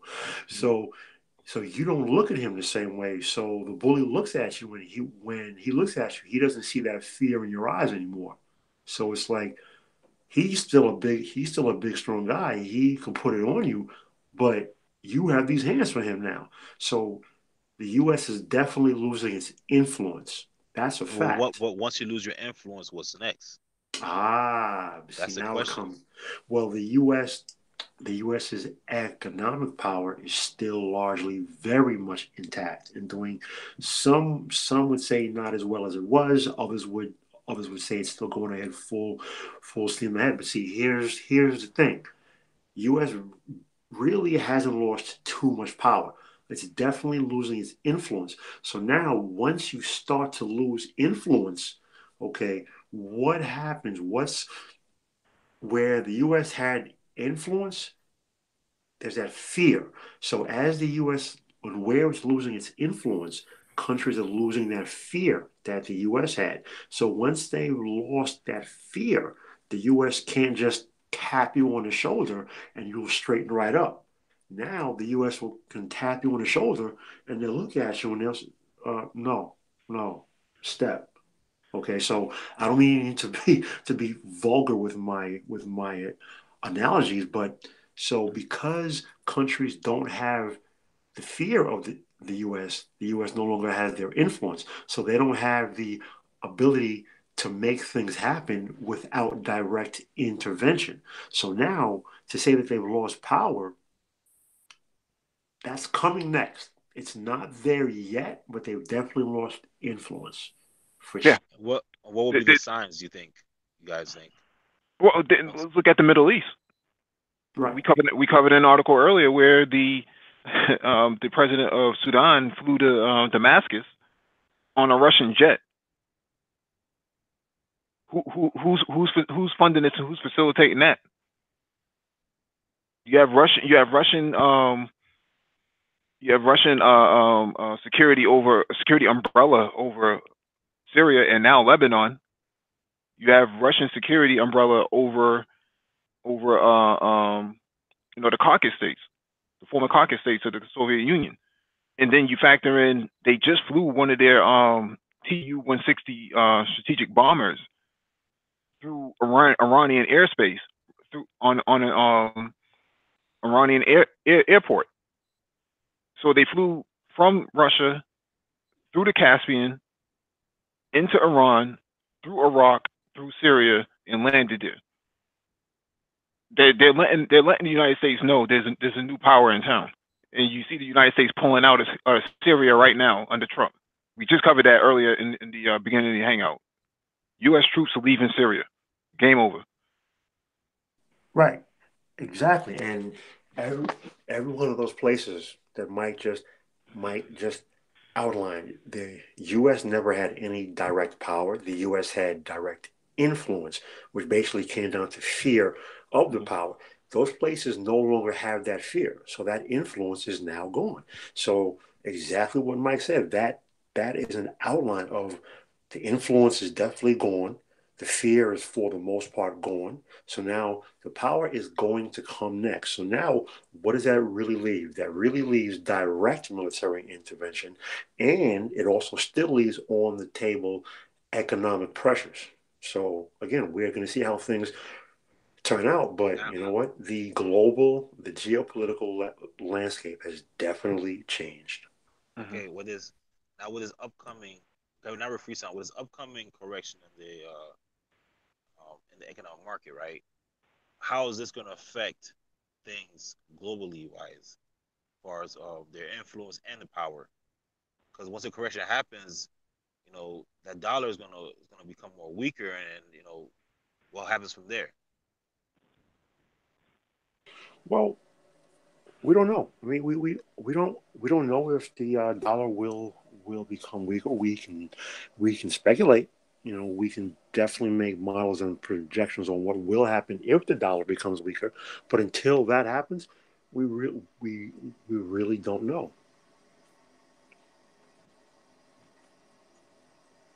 Scholar Cheng, you have anything you want to add before we close out? Can you guys hear me? Yes. Yeah, I just want to add though, in spite of rhetoric, America is sure really not trying to get involved in the warfare at this moment because the country itself, like I say, internally, America is already having a lot of host of domestic problem. We talk about ranging from the social problem to wealth gap to infrastructure crumbling. I mean, we talk about what 4 years ago, 5 years ago, when the American Society of Civil Engineer rated the United States infrastructure as what C minus, Mm-hmm. and that issue still hasn't been resolved yet. And we talk about the aging nuclear. We talk about nuclear weapon, the aging nuclear weapon Mm-hmm. stockpile itself. We'll say the same type of security system they have now to safeguard those nuclear weapons right now are the same one from 1960s, 1970s. So I think before America continues to interfere with other issues around the world, we really need to look inwards. So uh, uh, that's why I think Trump was appealed to the masses because he's appealed to the nationalist aspect. I hope he's going to stay on the course, but because otherwise, if he doesn't stay on the course, number one, not only he betrays electoral voting blocks, he's also going to be sent to put America in a very dangerous trajectory from this point on. In other They words, will get. America just cannot afford another really. with not the Iraq war at all. Not to mention, They were going into that position anyways. Whether Trump got into office or not, they were going to go there. Whether Hillary got in or not, they were going to get into that position. No, because you still got those I won't use the word treasonous, but they kind of treasonous. Those treasonous multinational, weapon manufacturers just want to agitate America to get involved in another foreign intervention, military intervention and so forth. They almost did it, under the Obama with the Iran. Well, not Iran. What's that? Syria. When they're trying to escalate the issue in Syria. And now they still got a lot of hawkish military advisors that's surrounding Trump. So who knows? Like I say, yeah, logically speaking, yes, America should be going that trajectory. But again, history is full of surprises.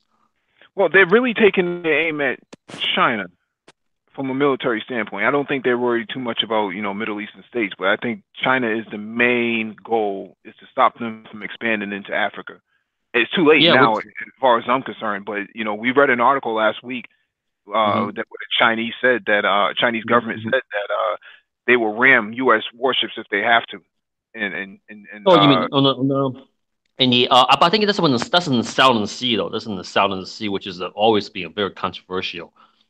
Because the Southern Sea is like it's like this. It's like the same thing issue in Cuba. Back in the 1960 when Soviet Union tried to install those intercontinental missiles in Cuba. Same issue, China doesn't want to feel like it was surrounded. So that's what I'm saying is that the whole issues of this type of intervention really a lot of time is self-inflicted. So yeah, I see what you mean. Yeah, we don't know how. I'm sorry. Go ahead. Finish what you say. I'm sorry. My apologies. No, I was just saying that with China threatening the United States recently that they'll ram their warships if they have to. The U.S. is kind of out of options at this point. I mean, you want to stop Chinese expansion, but you expanded into their sea. You don't have Chinese military. You don't have Chinese military bases in Cape Cod or in Nova Scotia. You don't have that. Yep. You can't tell other people that they can't share power with you. You have to get used to the fact that it's a multipolar world, and China and Russia have a right to be there, and Africa as a continent has a right to be at the table too. If you don't like it, if you don't like it, then you're gonna have to get, you have to find another option. Sharing power, sharing a unipolar society has caused a great catastrophe for African Americans, Africa as a continent, in the Middle East, just in terms of social development as well as human development. Just a whole litany of issues is coming out of United States being a hegemony on the world stage. So that's my final words. And you guys can wrap up. Mike, you really brought up a very good point. I can't think of a single country from the other side of the globe that has a military base on this side. Yet the U.S. has several bases on the other side of the globe. So it's amazing how the U.S. says, well, you know what, screw you. For our security, we can put bases all over the world, but you better not do the very same thing to us that we're doing to you. That thinking is interesting. Scholar Chang. Oh, like I said, I agree. Like I said, the point is that America just cannot afford another foreign interference. We got way too much domestic problem right now, domestically. Whether it be coming, this escalated domestic tension between the rich and poor, along between increasingly between the races and stuff. So America need to solve its internal problem first before going around trying to, like I say, continue to being the world police. If you want to be the police, the first thing you do is you have to make sure all your domestic affairs are in order. American domestic affairs is just not in order right now. So, but who knows? Like I said, you always got some extremists that are trying to usher in the oligarch. Trying to usher in oligarchs. So that's my biggest fear right now is that I hope America doesn't follow the trajectory of fascism, because that's always a possibility. You know, back in the 1940, if you guys, I'm sure you guys know about the America, there was attempted military coup by some fascists in the military that tried to take over the White House and under the New Deal. So if that possibility exists back in 1940, it will exist now.